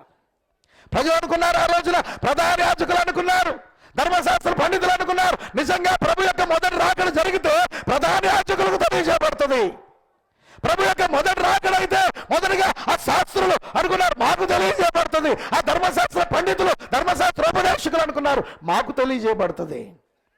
కానీ మొదటి రాకడ వారికి తెలియజేయబడలా, ఆ దేశంలో ఉన్న గొర్రెల కాపరులకు తెలియజేయబడింది. ఆ మొదటి రాకడ వారికి తెలియజేయబడలా, జ్ఞానులు దాన్ని గుర్తించారు. హల్లెలూయా. ఆ జ్ఞానులు ఎక్కడి నుండి వెళ్ళారండి? హల్లెలూయా. ఆ జ్ఞానులు ఏ దేశం నుండి వెళ్ళారు? చరిత్రకారులు చెప్తున్నారు, తూర్పు దేశం నుండి, అనగా మన భారతదేశం నుండి వెళ్ళారని. దేవునికి స్తోత్రం కలుగును గాక. మీకు ఇంకో గొప్ప విషయం చెప్పనా? భారతదేశం నుండి వెళ్ళిన జ్ఞానులు ఎవరు? మన భారతీయులు కాదు, వారు యూదులే. యూదులు, వాళ్ళు ఖగోళ శాస్త్రాన్ని నేర్చుకున్న వాళ్ళు. హల్లెలూయా. వారిక ఈరోజు మనం నేర్చుకున్నప్పుడు, ఒక కోర్సు మనం చేసినప్పుడు కొంతమందిని ఇంటర్న్షిప్ కానీ పంపిస్తూ ఉంటారు, ట్రైనింగ్ అని పంపిస్తూ ఉంటారు. హల్లెలూయా. అలాగే వాళ్ళు ఖగోళ శాస్త్రం నేర్చుకున్న తర్వాత భారతదేశానికి వారు పంపించబడ్డ ఇక్కడ నుండి ఆ నక్షత్రాలను పరిశీలన చేస్తున్నారు. హల్లెలూయా. ఆ నక్షత్రాలను వారు పరిశీలన చేసినప్పుడు వారికి తెలుసు 3 నక్షత్రాలు ఉన్నాయి. ఈ 3 నక్షత్రాలు ఎప్పుడైతే ఏక రాశిలోకి వస్తాయో అప్పుడు మెస్సీయా భూమి మీదకి వస్తాడని. గాబ్రియేలు మరియను దర్శించిన మరుక్షణంలో, హల్లెలూయా, 3 నక్షత్రాలు ఒక వరుసలో వచ్చాయి. షేము, హాము, యాపేతు. హల్లెలూయా. ఆ 3 నక్షత్రాలు ఎప్పుడైతే ఏకరాశిగా రావటం, వాళ్ళు భారతదేశములో ఉన్న యూదులు, భారతీయులు కాదు. వింటున్నారా? వారు ఎప్పుడైతే చూశారో వారు గుర్తెరిగారు, ఖచ్చితంగా యూదులకు రాజు పుట్టాడని. హల్లెలూయా. ఎందుకంటే వాగ్దానాలు వాళ్ళవి, ఎదురు చూసేది వాళ్ళు. హల్లెలూయా. మనోళ్ళకి తెలుసా యూదులకు రాజు అని? చెప్పండి. భారతీయులకు తెలుసా? కాదు. ఆ యూదులే అక్కడ ఉన్నారు. వాళ్ళు ఇక్కడ నుండి గుర్తించారు. గుర్తించి, హల్లెలూయా, చాలా జాగ్రత్తగా గమనించండి, వాళ్ళు ఆ దేశానికి చెందిన వాళ్ళు, కానీ ఇక్కడ ఉన్నారు. ఇక్కడుండి వాళ్ళు ఆ నక్షత్రాన్ని గుర్తించి, దేవునికి మహిమ కలుగును గాక, నక్షత్రాన్ని వెంబడించుకుంటూ వెళ్ళిపోయారు. నక్షత్రాన్ని వెంబడించుకుంటూ వెళ్ళిపోయి హేరోదు దగ్గరికి వెళ్ళారు. అయ్యా, యూదులకు రాజుగా పుట్టినవాడు ఎక్కడ? దేవునికి మహిమ కలుగును గాక. అయితే గమనించిన నా ప్రియమైన సోదరి సోదరులారా, ఆ నక్షత్రము వారిని ఆయన ఉన్న చోటుకి నడిపించింది. ఎప్పుడైతే ఆయన ఉన్న చోటుకి వెళ్ళారో ఆయన పూజించారు, ఆయన ఆరాధించారు. దేవునికి మహిమ కలుగును గాక. వారు ఎరిగారు మొదటి రాకడ జరిగిందని. మరియ ఎరిగింది మొదటి రాకడని. జకర్యా, ఎలిజబెత్లు ఎరిగారు మొదటి రాకడని. హల్లెలూయా. అన్నా ఎరిగింది మొదటి రాకడని. హల్లెలూయా. సిమియోను ఎరిగాడు మొదటి రాకడని. హల్లెలూయా. దేవునికి మహిమ కలుగును గాక. అయితే గమనించిన నా ప్రియమైన సోదరి సోదరులారా, ఎదురు చూసేవాళ్ళు, రాకడ గురించి మాట్లాడుకునే వాళ్ళు మిస్ అయ్యి నేటికి కూడా ఎదురు చూస్తూనే ఉన్నారు. ఈ రాత్రి నా ప్రియమైన సహోదరి సహోదరులారా, చాలా ప్రాముఖ్యంగా ఈ రాత్రి మనం గమనించాల్సిన కార్యం ఏంటంటే, రెండవ రాకడ దినాల్లో మనం ఉన్నాం. ప్రభు రాకడ ఎలా జరగబోతుంది? అసలు ప్రభు రాకడ ఎలా జరిగింది? నువ్వు అన్ని చేయొచ్చు, నువ్వు భక్తి చేయొచ్చు, నువ్వు దేవుని యందు విశ్వాసం ఉంచవచ్చు, నువ్వు బైబిల్ చదవచ్చు, ప్రార్థన చేయొచ్చు, ఉపవాసం ఉండవచ్చు, అన్ని కార్యాలు నీ జీవితాన్ని పరిపూర్ణంగా దేవునికి సమర్పించుకోవచ్చు. కానీ ప్రభు యొక్క రాకడను గనక నువ్వు గుర్తించలేకపోతే ప్రయోజనం ఏమనుందా? ఎత్తమాటను కనుక పోగొట్టుకుంటే ఏమన్నా ప్రయోజనం ఉందా? హల్లెలూయా. ప్రభువా, నీ నామమున అద్భుతాలు చేయలేదా? నీ నామమున మహత్కార్యాలు చేయలేదా? హల్లెలూయా. ఆ దినములు అనేకులను చూసి ప్రభువా అని పిలిచేవాళ్ళే. ఆయన ఉన్నాడు, అక్రమము చేయవారులారా నేను మిమ్మల్ని ఎన్నడను ఎరగను, మీరు నా యుద్ధ నుండి తొలగిపోండి. అక్రమం అంటే ఏంటి? క్రమము కానిది అక్రమం.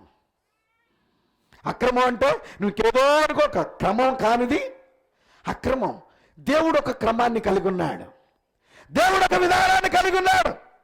రక్షణ పొందడానికి ఒకే ఒక్క నామం ఇచ్చాడు, అది దేవుని క్రమం. ఈ నామమునే మనం రక్షణ పొందాలి. అయ్యా, మేము రక్షణ పొందాలంటే ఏం చేయాలా? వాళ్ళ హృదయంలో నొచ్చుకున్నవారు పేతురుని అడిగితే పరిశుద్ధాత్మతో నింపబడిన వాడుగా పేతురు అన్నాడు, మీరు మారు మనసు పొంది పాప క్షమాపణ నిమిత్తం ప్రతివాడు యేసుక్రీస్తు నామమున బాప్తిసం పొందుడి, అప్పుడు మీరు పరిశుద్ధాత్మను వరమును పొందుదురు. హల్లెలూయా. ఈ వాగ్దానము మీకును మీ పిల్లలకును దురస్తులైన వారికి అందరికీ, అనగా ప్రభు మన దేవుడు తన యొద్దకు పిలిచిన వారందరికీ చెందును ఈ వాగ్దానం. ఆ వాగ్దానం పొందుకోవాలంటే ఒకటే మార్గం, మీరు మారు మనసు పొంది పాప క్షమాపణ నిమిత్తం ప్రతివాడు యేసుక్రీస్తు నామమున బాప్తి. ఈ నామమునే రక్షణ, మరి ఏ నామమున రక్షణ లేదు. దేవునికి స్తోత్రము కలుగును గాక.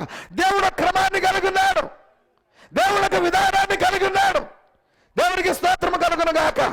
అయితే ఈ రోజు గమనించండి నా ప్రియమైన సహోదరి సహోదరులారా, రెండవ రాకడ దినాల్లో మనం జీవిస్తున్నాం. ప్రభు రెండవ రాకడ గురించిన లేఖనాలు ఏమన్నా ఉన్నాయా? ప్రభు రెండవ రాకడలో ఏ రీతిగా ఆయన భూమి మీదకి రాబోతున్నాడు? అపోస్తల కార్యం 1వ అధ్యాయం మనం చూద్దామండి. అపోస్తల కార్యం 1వ అధ్యాయం. ప్రభు అక్కడ ఆరోహణమై వెళ్ళిపోతున్నప్పుడు జరిగినటువంటి కార్యం 9వ వచనం. అపోస్తల కార్యం 1వ అధ్యాయం 9వ వచనం. ఈ మాటలు చెప్పి వారు చూచుచుండగా ఆయన ఆరోహణమాయను.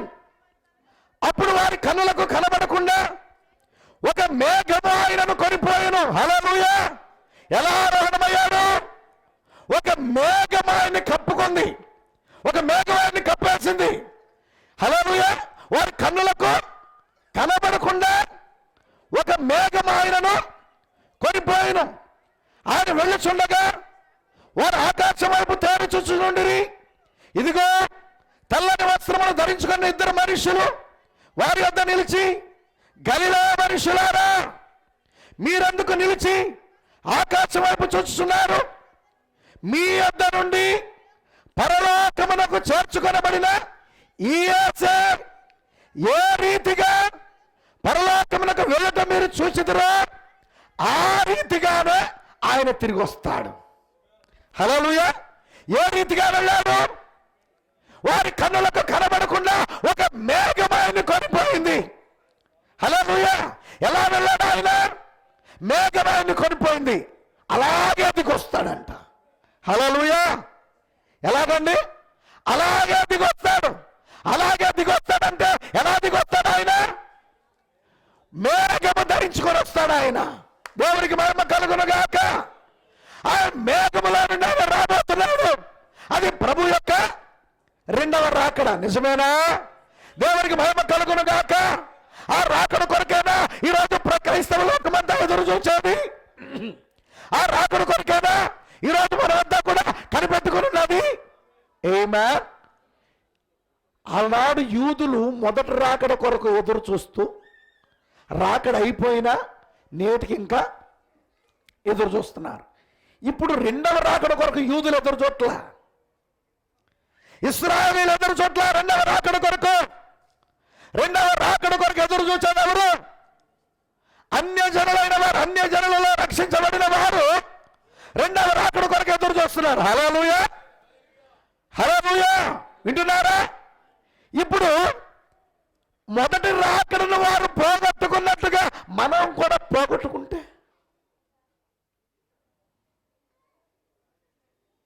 హల్లెలూయా, మొదటి రాకడను వారు పోగొట్టుకున్న రీతిగా రెండవ రాకడను అన్ని జనులైన వారు పోగొట్టుకుంటే, అసలు మనకి కృప ఇచ్చట కొరకే దేవుడు వారికి గుడ్డితనం కలుగజేశాడు. నిజమేనండి? హల్లెలూయా. అయితే గమనించిన నా ప్రియమైన సోదరి సోదరులారా, నువ్వు అనుకున్నట్టుగా లేకపోతే నేను అనుకున్నట్టుగా ఆయనకు రెండవ రాకడ జరగదు. లేఖనాన్ని అనుసరించే రెండవ రాకడ ఉంటుంది. లేఖనముల ప్రకారమే రెండవ రాకడ ఉంటుంది. హల్లెలూయా. అలనాడు ఇశ్రాయేలు అనుకున్నట్టుగా ఆ ధర్మశాస్త్ర పండితులు, ఆ శాస్త్రులు, పరిశోధకు మాత్రమే తెలుస్తుంది అని వారు అనుకున్నట్టుగా ఈ రోజున రెండవ రాకడ ఆ గొప్ప గొప్ప బోధకులకి పేరు ప్రఖ్యాతులు కలిగిన వారికి దేవుడు తెలియజేస్తాడని అనుకోవడానికి వీల్లేదు. రెండవ రాకడ కొరకు ఎవరు నిర్ణయించబడ్డారో దేవుడు వారితో మాట్లాడతాడు. ఖచ్చితంగా దేవుడు వారికి తెలియజేస్తాడు. నా ప్రియమైన సోదరి సోదరులారా, ఆయన మేఘము ధరించుకొని రావాలి రెండవ రాకడ. అవునా కాదా? అపోస్తల కార్యం 1:9 నిజమేనా? ఏ రీతిగా వెళ్ళాడో ఆ రీతిగానే ఆయన రావాలి. నా ప్రియమైన సోదరి సోదరులారా, ఈ రాత్రి గమనించండి. ఆమె దేవుని యొక్క వాక్యం సెలవిస్తా ఉంది.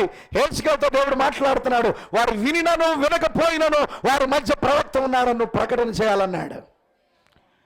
హెచ్కేల్తో దేవుడు చెప్పాడు, వారు వినినను వినకపోయినను. వినినను వినకపోవటం అంటే ఏంటి? అది చెవులు మూసుకున్నారని కాదు. హల్లెలూయా. చాలా మంది తల్లిదండ్రులు చెప్తారు, పాస్టర్ గారు మా అబ్బాయి నా మాట వినట్లేదంటే ఆడు చెవులు ప్రాబ్లమా? వింటున్నాడు కానీ దానికి లోబడట్లా, అనుసరించట్లేదు. అనుసరించకపోవటాన్ని మనం ఏమంటాం? వినట్లేదంటాం. ఏజ్గాతో దేవుడు అన్నాడు, వారు వినినను వినకపోయినను అంటే ఈ మాటలు అంగీకరించకపోయినా వారి మధ్య ప్రవక్త ఉన్నాడని ప్రకటన చేయమన్నాడు. దేవునికి మహిమ కలుగును గాక. మొదటి రాకడకు ముందుగా ఏలియా ఆత్మ కలిగిన యోహానుని దేవుడు ఎలా పంపాడు? హల్లెలూయా. ఈ రెండవ రాకడకు ముందుగా పిల్లల హృదయాన్ని తండ్రుల వైపు తిప్పే ప్రవక్తను దేవుడు పంపాడు. దేవునికి మహిమ కలుగును గాక. హల్లెలూయా. ప్రవక్త లేకుండా ఇశ్రాయేలు ఐగుప్తు నుండి బయటికి రాలా. ఆమేన్. చాలా మంది ఈ రోజు అనుకున్నారు ప్రవక్తల కాలం అయిపోయింది. ఈరోజు వాక్యంలో ఏముందంటే ప్రవక్తలు వస్తారని చెప్పబడలేదు, కానీ అబద్ధ ప్రవక్తలు వస్తారని చెప్పబడింది అంటున్నారు. హల్లెలూయా. ప్రవక్తలు వస్తారని చెప్పబడలేదు, కానీ అబద్ధ ప్రవక్తలు వస్తారని చెప్పబడింది అంటున్నారు. మత్తయి సువార్తలో మీరు చదివితే నేను మీ వద్దకు శాస్త్రులను ప్రవక్తలను పంపుతున్నాను అన్నాడు ఆయన. హల్లెలూయా. మీరు వారిని పట్టణము నుండి పట్టణానికి తరుముతారని చెప్పాడు ప్రభు. దేవునికి మహిమ కలుగును గాక. మొదటి రాకడ తర్వాత ప్రవక్తలు వస్తారని ప్రభు చెప్పాడు.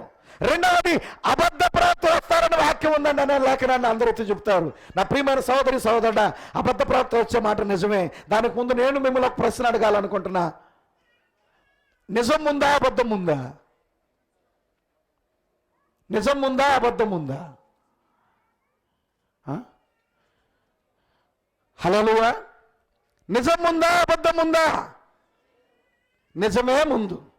దేవునికి మహిమ కలుగును గాక. హల్లెలూయా. నా దగ్గర ఇది ఎంతండి? ఇది 500 రూపాయలు. హల్లెలూయా. ఇప్పుడు దీన్ని తీసుకెళ్ళి అతను షాపులో ఇచ్చాడు అనుకోండి, ముందు ఏం చూస్తాడు?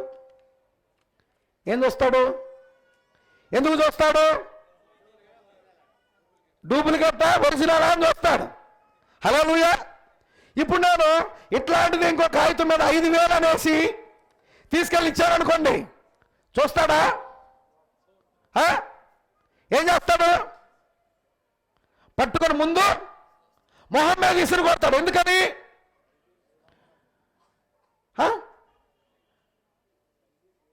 5,000 లేదు,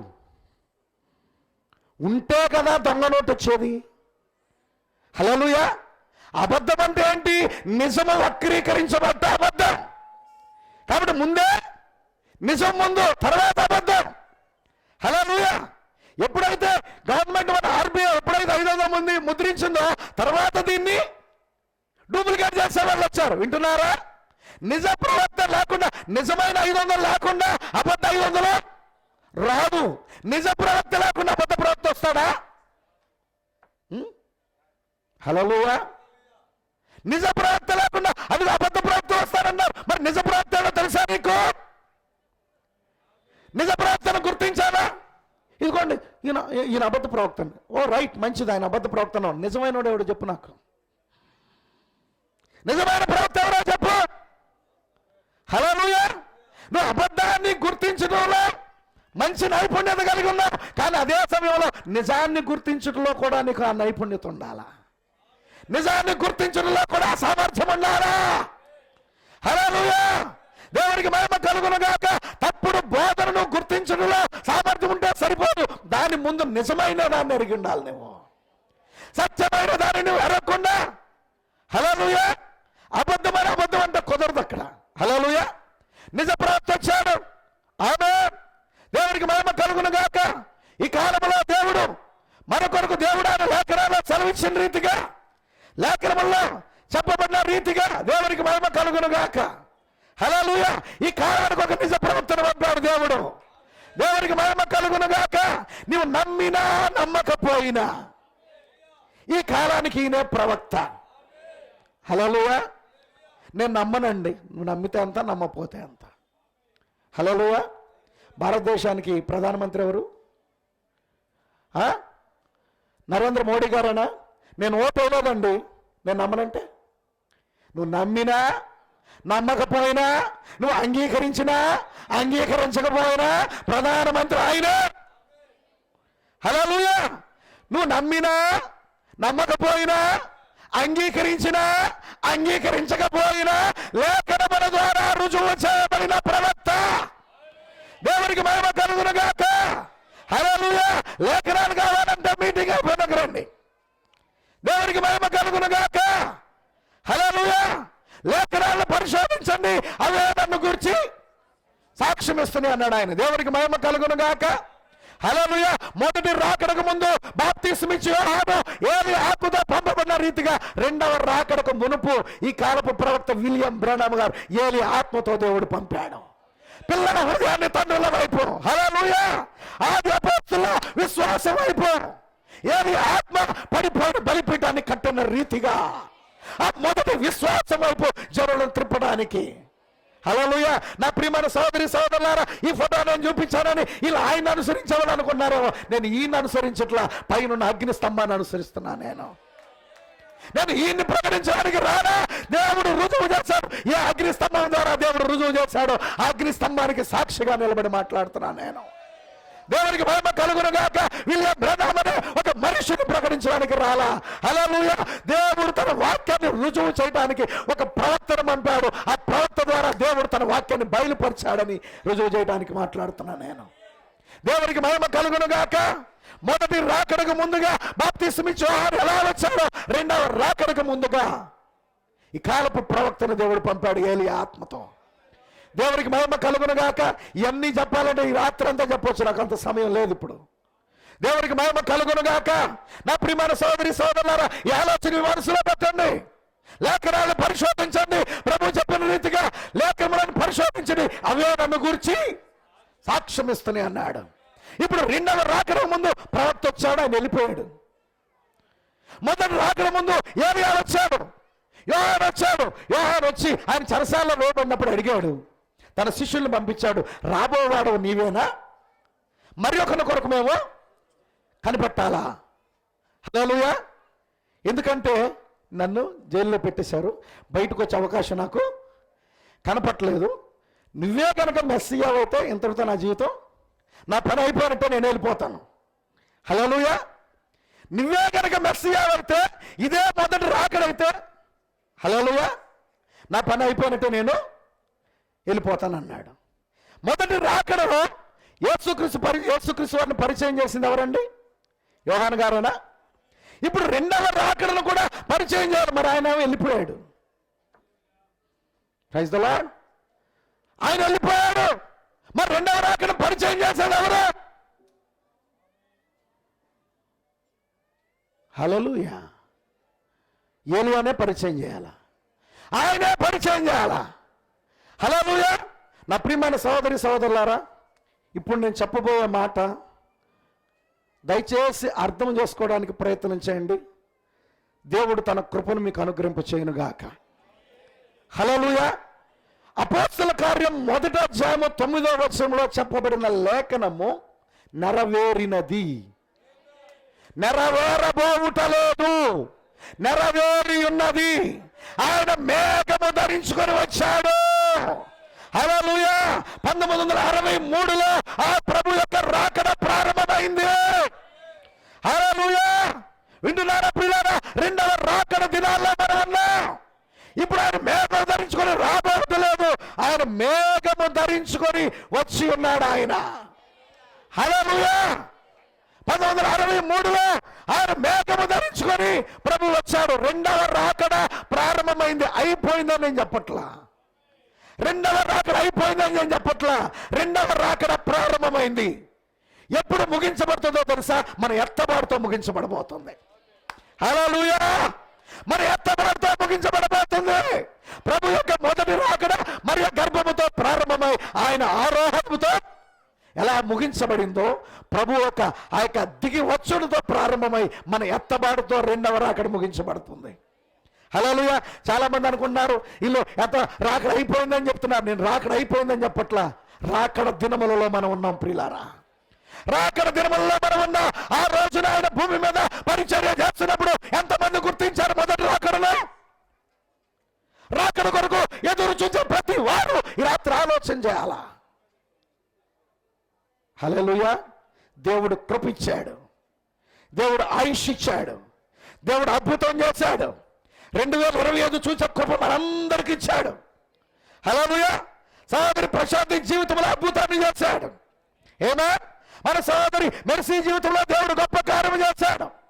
దేవకుమార్ గారి కుటుంబంలో గొప్ప కార్యం చేశాడు. ఎందుకు చేశాడు దేవుడు ఇవన్నీ? హల్లెలూయా. ఈ కూడికతో ముగించబడటానికి కాదు, ఆయన రాకడను గుర్తెరగటానికి. హల్లెలూయా.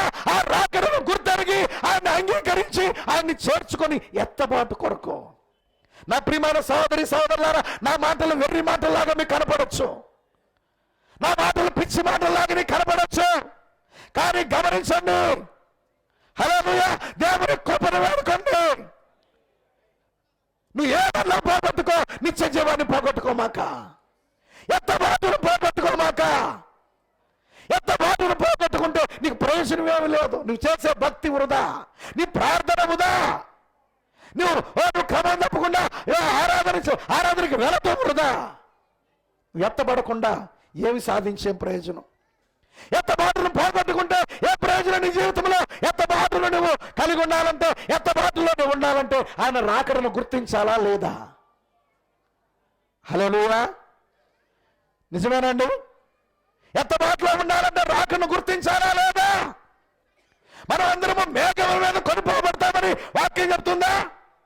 ఆయన ఎలాగ మేఘారులుగా వెళ్ళాడో అదే మేఘముతో దిగొచ్చాడు. హల్లెలూయా. అదే రీతిగా హల్లెలూయా. ఓ నిజముగా ఆయన మనల్ని కొనిపోబోతున్నాడు. ఇప్పుడు ఆయనగా పరలోకములో కాదు, ఇప్పుడు ఆయన ఇక్కడ ఉన్నాడు. ఆమె చాలా మంది ఏమంటున్నారంటే, ఆయన పరిశుద్ధాత్మగా పెంతెకోస్తు దినాన్నే దిగొచ్చాడు కదా, పరిశుద్ధ ఆత్మను బట్టి వరములు ఇచ్చాడు కదా, ఆయన మనతోనే ఉన్నాడు కదా, మరలా దిగొచ్చేదేంటి? నా ప్రియమైన సహోదరి సహోదరులారా, నీకు ఆ వరం ఇవ్వబడితే పూర్తిగా నువ్వు దేవుని కలిగి ఉన్నావని అర్థం కాదు. దేవునికి స్తోత్రం కలుగును గాక.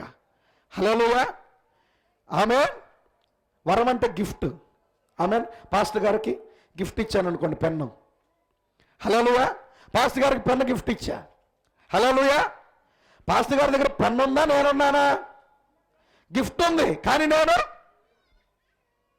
హల్లెలూయా. ఏమేన్. ఆత్మ వరం ఇవ్వబడినంత మాత్రాన దేవుడు నీతో ఉన్నాడని కాదు.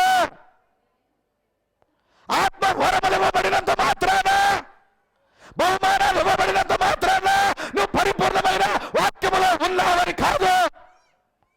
ఆ గిఫ్ట్లు పొందుకున్న వాళ్ళు, ఆ వరములు పొందుకున్న వారు నీ నామమున అద్భుతాలు చేయలేదా? అద్భుతం వరం. నీ నామమున ప్రవచింపలేదా? ప్రవచనం వరా? నీ నామమున సూచక్రియలు చేయలేదా? వరాలన్నీ నిజమేనా? ఎవరికైతే ఆయన వరాలు ఇచ్చాడో వాళ్ళు అయ్యా నువ్వు ఇచ్చిన వరమేదంటే ఆయన అన్నాడు, అక్రమము చేయవారులారా నేను మిమ్మల్ని అన్నడను ఎరుగను. హల్లెలూయా. నా యొద్ద నుండి తొలగిపోండి. కానీ ఈ రోజు ఆయన వరమలిచ్చిన కొరకు కాదు వచ్చింది, ఇప్పుడు మనల్ని ఎత్తబాటులో తీసుకొని వెళ్ళడానికి, ఆయన వాక్యమును మన జీవితంలో పరిపూర్ణం చేసి, హల్లెలూయా, ఎక్కడెక్కడ మనం జారిపోయామో, ఎక్కడెక్కడ తప్పిపోయామో, ఎక్కడ ఆచారాల ద్వారా పద్ధతుల ద్వారా మనం బంధించబడ్డామో ఆ బంధకులన్నిటి నుండి విడుదల చేసి, హల్లెలూయా, ఆ పరిపూర్ణతను మనకిచ్చి. నా ప్రియమైన సహోదరి సహోదరులారా, ఒక మాట చెప్పి నేను ముగిస్తా. అసలు పరలోకానికి వెళ్ళేది ఎవరు? పరలోకానికి వెళ్ళేది ఎవరు? హల్లెలూయా. ఈ మీటింగ్ అయిపోయిన తర్వాత విజయవాడ వెళ్ళేది ఎవరండి? విజయవాడ వెళ్ళే వాళ్ళు ఎవరైనా ఉన్నారా? మీటింగ్ అయినాక 1, 2, 3, 4 ఎందుకు వెళ్తారు విజయవాడ మీరు? అక్కడ నుండి వచ్చారు కాబట్టి, అక్కడ నుండి మీటింగ్ కొరకు వచ్చారు, తిరిగి అక్కడికి వెళ్ళిపోతారు. హల్లెలూయా. మీటింగ్ అయిపోయాక ఈ పక్కన వెళ్ళేవాళ్ళు ఎంతమంది? కొన్ని చేతులు లెగుస్తాయి. ఈ పక్కన వెళ్ళేవాళ్ళు ఎంతమంది? కొన్ని చేతులు లెగుస్తాయి. ఆ పక్కన వెళ్ళేవాళ్ళు ఎంతమంది? కొన్ని చేతులు లెగుస్తాయి. ఇటు వెళ్ళేవాళ్ళు ఎంతమంది? కొన్ని చేతులు లెగుస్తాయి. హల్లెలూయా. నిజమేనా? ఎందుకు? మా ఇల్లు అక్కడ ఉందని చెప్తారు మీరు. మా ఇల్లు ఈ దిక్కున ఉందంటారు, మా ఇల్లు ఆ దిక్కున ఉంది. మంచిదే. ఇప్పుడు మరి పరలోకానికి వెళ్ళేది ఎవరు?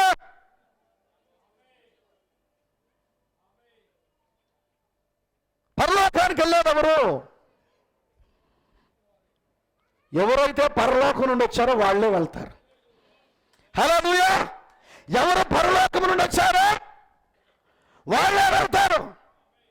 ఏంటి పాస్టర్ గారు మీరు ఏం మాట్లాడుతున్నారు? అర్థమవుతుంది. పరలోకం నుండి రావటం ఏంటి? మనం అందరం వెళ్ళాలనుకున్నది పరలోకం అయితే పరలోకం నుండి రావటం ఏంటి? దేవునికి మహిమ కలుగును గాక. యోహాను సువార్త 3వ అధ్యాయం 13వ వచనం. మరియు పరలోకము నుండి దిగి వచ్చిన వాడు అనగా పరలోకములో ఉన్న మనిషి కుమారుడే తప్ప పరలోకమునకు ఎక్కిపోయిన వాడు ఎవడునూ లేడు. యేసుక్రీస్తు ప్రభువు పరలోకానికి ఎందుకు వెళ్ళాడు? ఆయన పరలోకము నుండి దిగి వచ్చాడు కాబట్టి తిరిగి మరలా పరలోకానికి వెళ్ళాడు. మళ్ళీ ఎందుకు వస్తాడన్నాడు? మనల్ని తీసుకొని వెళ్ళడానికి. హల్లెలూయా. మనల్ని ఎందుకు తీసుకెళ్తున్నాడు ఆయన పరలోకానికి?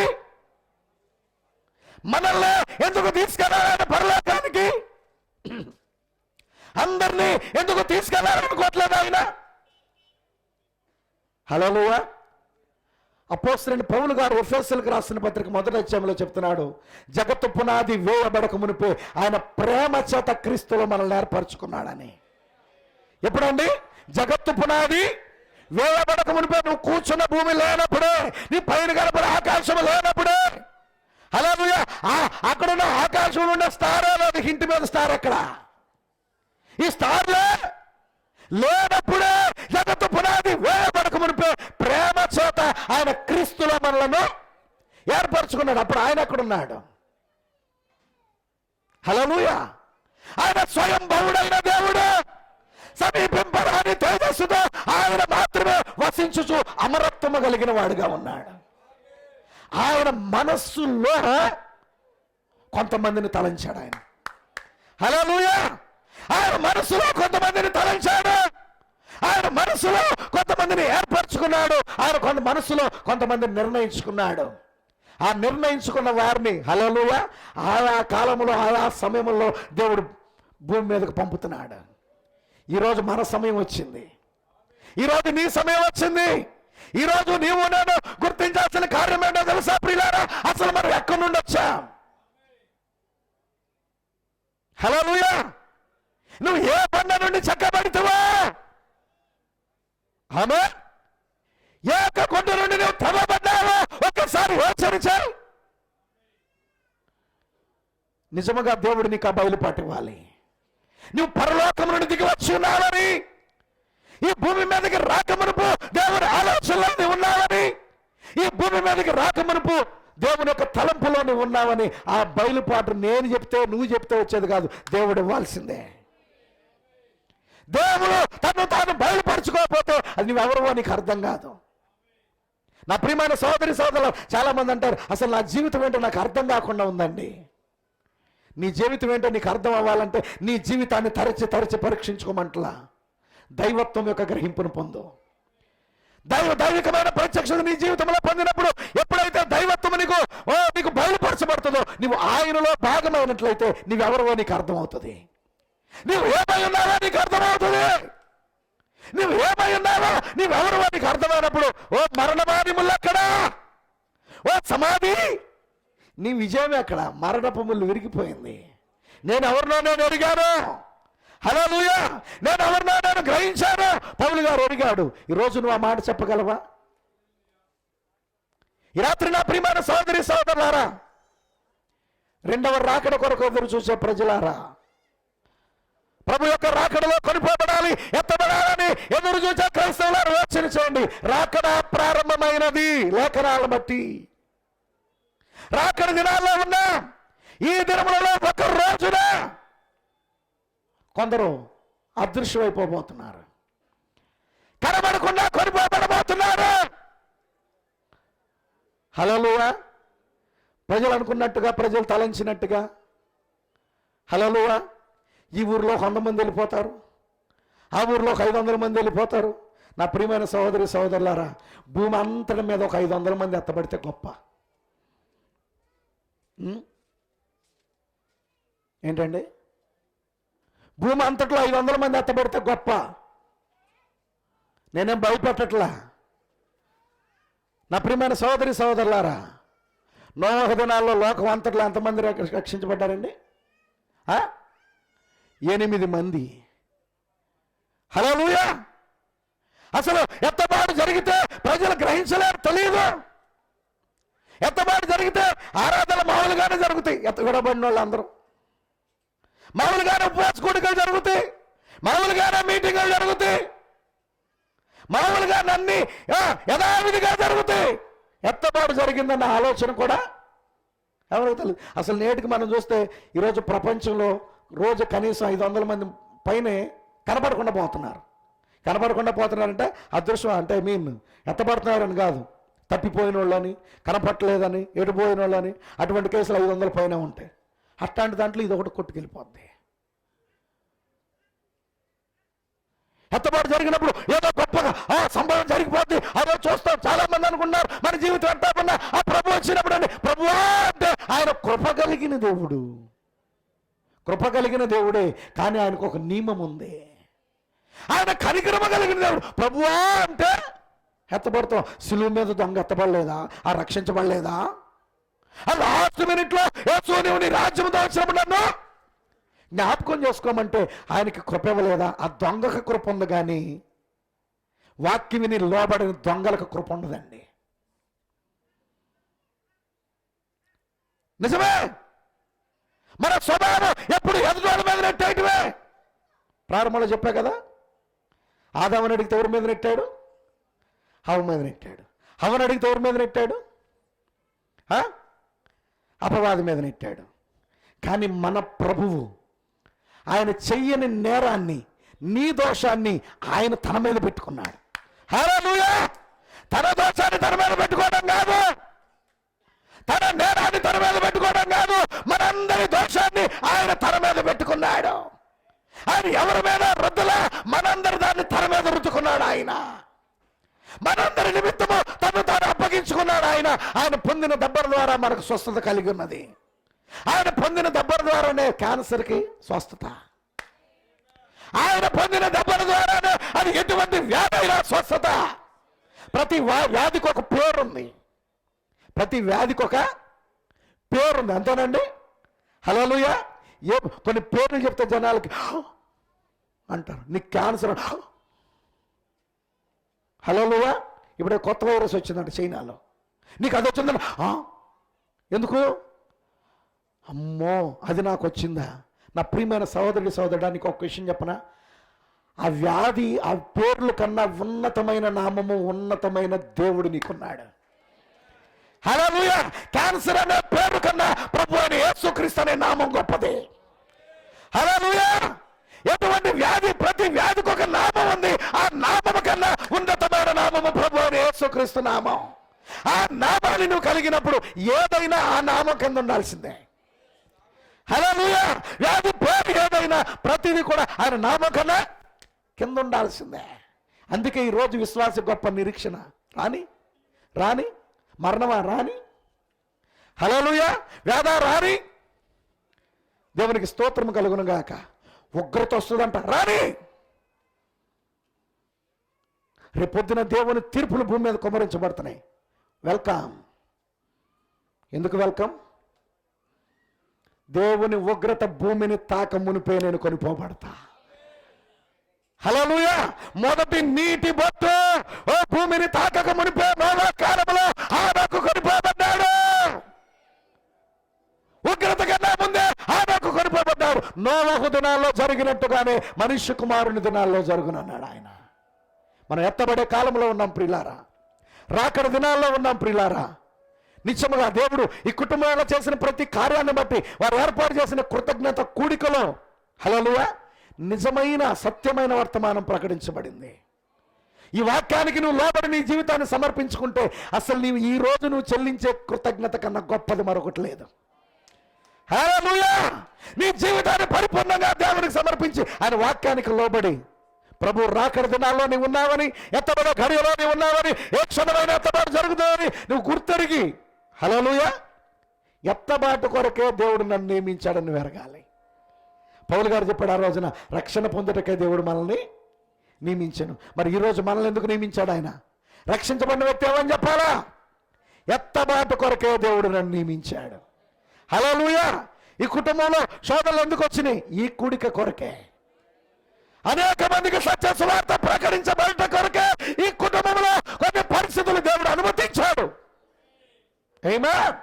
ఎందుకంటే విశ్వాస జీవితంలో ప్రతి కదలిక వెనకాల దేవుడు ఉన్నాడు. హల్లెలూయా. వ్యాధి వచ్చిందా?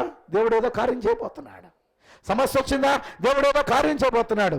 ఈ రాత్రి నా ప్రియమైన సహోదరి సహోదరులారా, దేవుడు చేసిన కార్యమును బట్టి, ఈ రోజున ప్రభువు మన కొరకు దిగి వచ్చిన రెండవ రాకడను బట్టి దేవునికి కృతజ్ఞతాస్తుతులు చెల్లించాలి. హల్లెలూయా. దేవుడు గృహంలో చేసిన కార్యమును బట్టి ఆయన రాకడ సువార్త ప్రకటించబడే కృప దేవుడిచ్చాడు. నువ్వు ఏదన్నా పోగొట్టుకో, ఎత్తబాటును పోగొట్టుకోమాక. ఎక్కడికైనా వెళ్ళు, నరకానికి మాత్రం వెళ్ళమాక. ఏదన్నా విడిచిపెట్టడానికి సిద్ధపడు, నిత్య జీవాన్ని విడిచిపెట్టమాక. దేవుని కృపను వేడుకో, ఆయన కనికరాన్ని కోరుకో. ఆయన కృపలో ఐశ్వర్యవంతుడైన దేవుడు ఆయన. మనందరినీ తన కృప ద్వారా ఎత్తబాటులోకి నడిపించే దేవుడు ఆయన. ఎత్తబాటుకు తగిన జీవితం నాకు ఇవ్వు ప్రభువా అని ఆయన కృపను మనం వేడుకుందాం. తల్ల వంచి కళ్ళు మూసుకొని ప్రార్థన చేసుకుందాం. ఈ రాత్రి కాల సమయం అందు నా ప్రియమైన సహోదరి సహోదరుడా, ఈ రాత్రి ఈ మాటలు ఎంతోమందికి వింతగా, విడ్డూరంగా, విచిత్రంగా, వెర్రితనంగా అనిపించవచ్చు. కానీ ఒక్కసారి నువ్వు ఆలోచన చేయి. రాత్రి లేఖనాలను పరిశోధన చేయి. ఈ రాత్రి నువ్వు విన్న మాటల్ని, లేఖనాలను పరిశోధన చేసి, పౌలు శీలలు బోధిస్తున్నప్పుడు బెరయా సంఘస్థులు వారు చెప్పిన మాటలు అలాగున్నవా లేవా అని ప్రతిదినము లేఖనాలను పరిశోధన చేసినట్టుగా నువ్వు లేఖనాలను పరిశోధన చేయి. అవే ఆయన గురించి సాక్ష్యం ఇస్తున్నాయి. ఈ రాత్రి దేవుడు నీకు కృప ఇచ్చాడు. ఈ రాత్రి దేవుడు నీకు కనికరం ఇచ్చాడు. ఓ నిత్యముగా నువ్వు జీవిస్తున్న కాలము, ఈ కాలంలో దేవుడు చేస్తున్న కార్యాన్ని గుర్తించేటువంటి గొప్ప ధన్యత ఇచ్చాడు. నీ జీవితంలో కొన్ని అనేక పర్యాయాలు ఆరోగ్యం పోగొట్టుకున్నావు, తిరిగి పొందుకున్నావు. ఐశ్వర్యం పోగొట్టుకున్నావు, తిరిగి పొందుకోవచ్చు. గృహం పోగొట్టుకున్నావు, పొందుకోవచ్చు. ఉద్యోగం పోయింది, పొందుకోవచ్చు. మరొకటి నిత్య జీవాన్ని పోగొట్టుకున్నావా, మరి పొందుకోలే. ఎత్తబాటును పోగొట్టుకున్నావా, మరొక అవకాశం నీ జీవితంలో లేదు. రాత్రి దేవుని కృపను వేడుకోగలవా? ఎత్తబాటును నేను పోగొట్టుకోకుండా నాడలో నీ కృప దయచేయడు ఆయన. ఎత్తబాటును నేను పోగొట్టుకోకుండా నీ కనికరము నాకు దయచే ప్రభువా. నీ వాక్య బయలుపాటు నాకు ఇవ్వండి, నీ వాక్య ప్రత్యక్షత నాకు ఇవ్వండి. నన్ను నేను పరిపూర్ణంగా మీ కృపాస్తాలకు సమర్పించుకుంటున్నాను ఆయన. మీ కృపకు, మీ కనికరానికి నన్ను పాత్రులుగా చేయండి ఆయన. మీ రాకడను గుర్తించే ఓ కృప నాకు ఇవ్వండి. నా మనోనేత్రాలు తొలగింపచేయండి ప్రభు అని ఆయన కృపను వేడుకోగలవా? ప్రార్థన చేసుకుందాం. పరిశుద్ధుడా, ప్రేమ కలిగిన మా తండ్రి, కృప కలిగిన మా దేవ, జీవాధిపతి, జీవము కలిగిన దేవా, నిన్న నేడు నిరంతరమే కరీతుకున్న మా ప్రభువా, మహాగరుడివి, మహోన్నతుడివి, సర్వశక్తి కలిగిన దేవుడివి, కృప కలిగిన దేవుడివి, కనికర్మ కలిగిన దేవుడివి, కృపరాశ్వర్యవంతుడానికి స్తోత్రములు. ఈ రాత్రికాల సమయం మా యొక్క ప్రియుల గృహమందు ఏర్పాటు చేయబడిన ఈ ప్రత్యేక కూడికలో ప్రభువా, నేను ఇంతవరకు నీ వాక్యంలో అనేక విషయాలు ప్రభువా, ఓ మీరు మాతో మాట్లాడారు తండ్రి. నారాయణ మా యొక్క ప్రభువా, నీ వాక్యాన్ని అనేకలు గుర్తించే కృప దయచేయండి నాయన.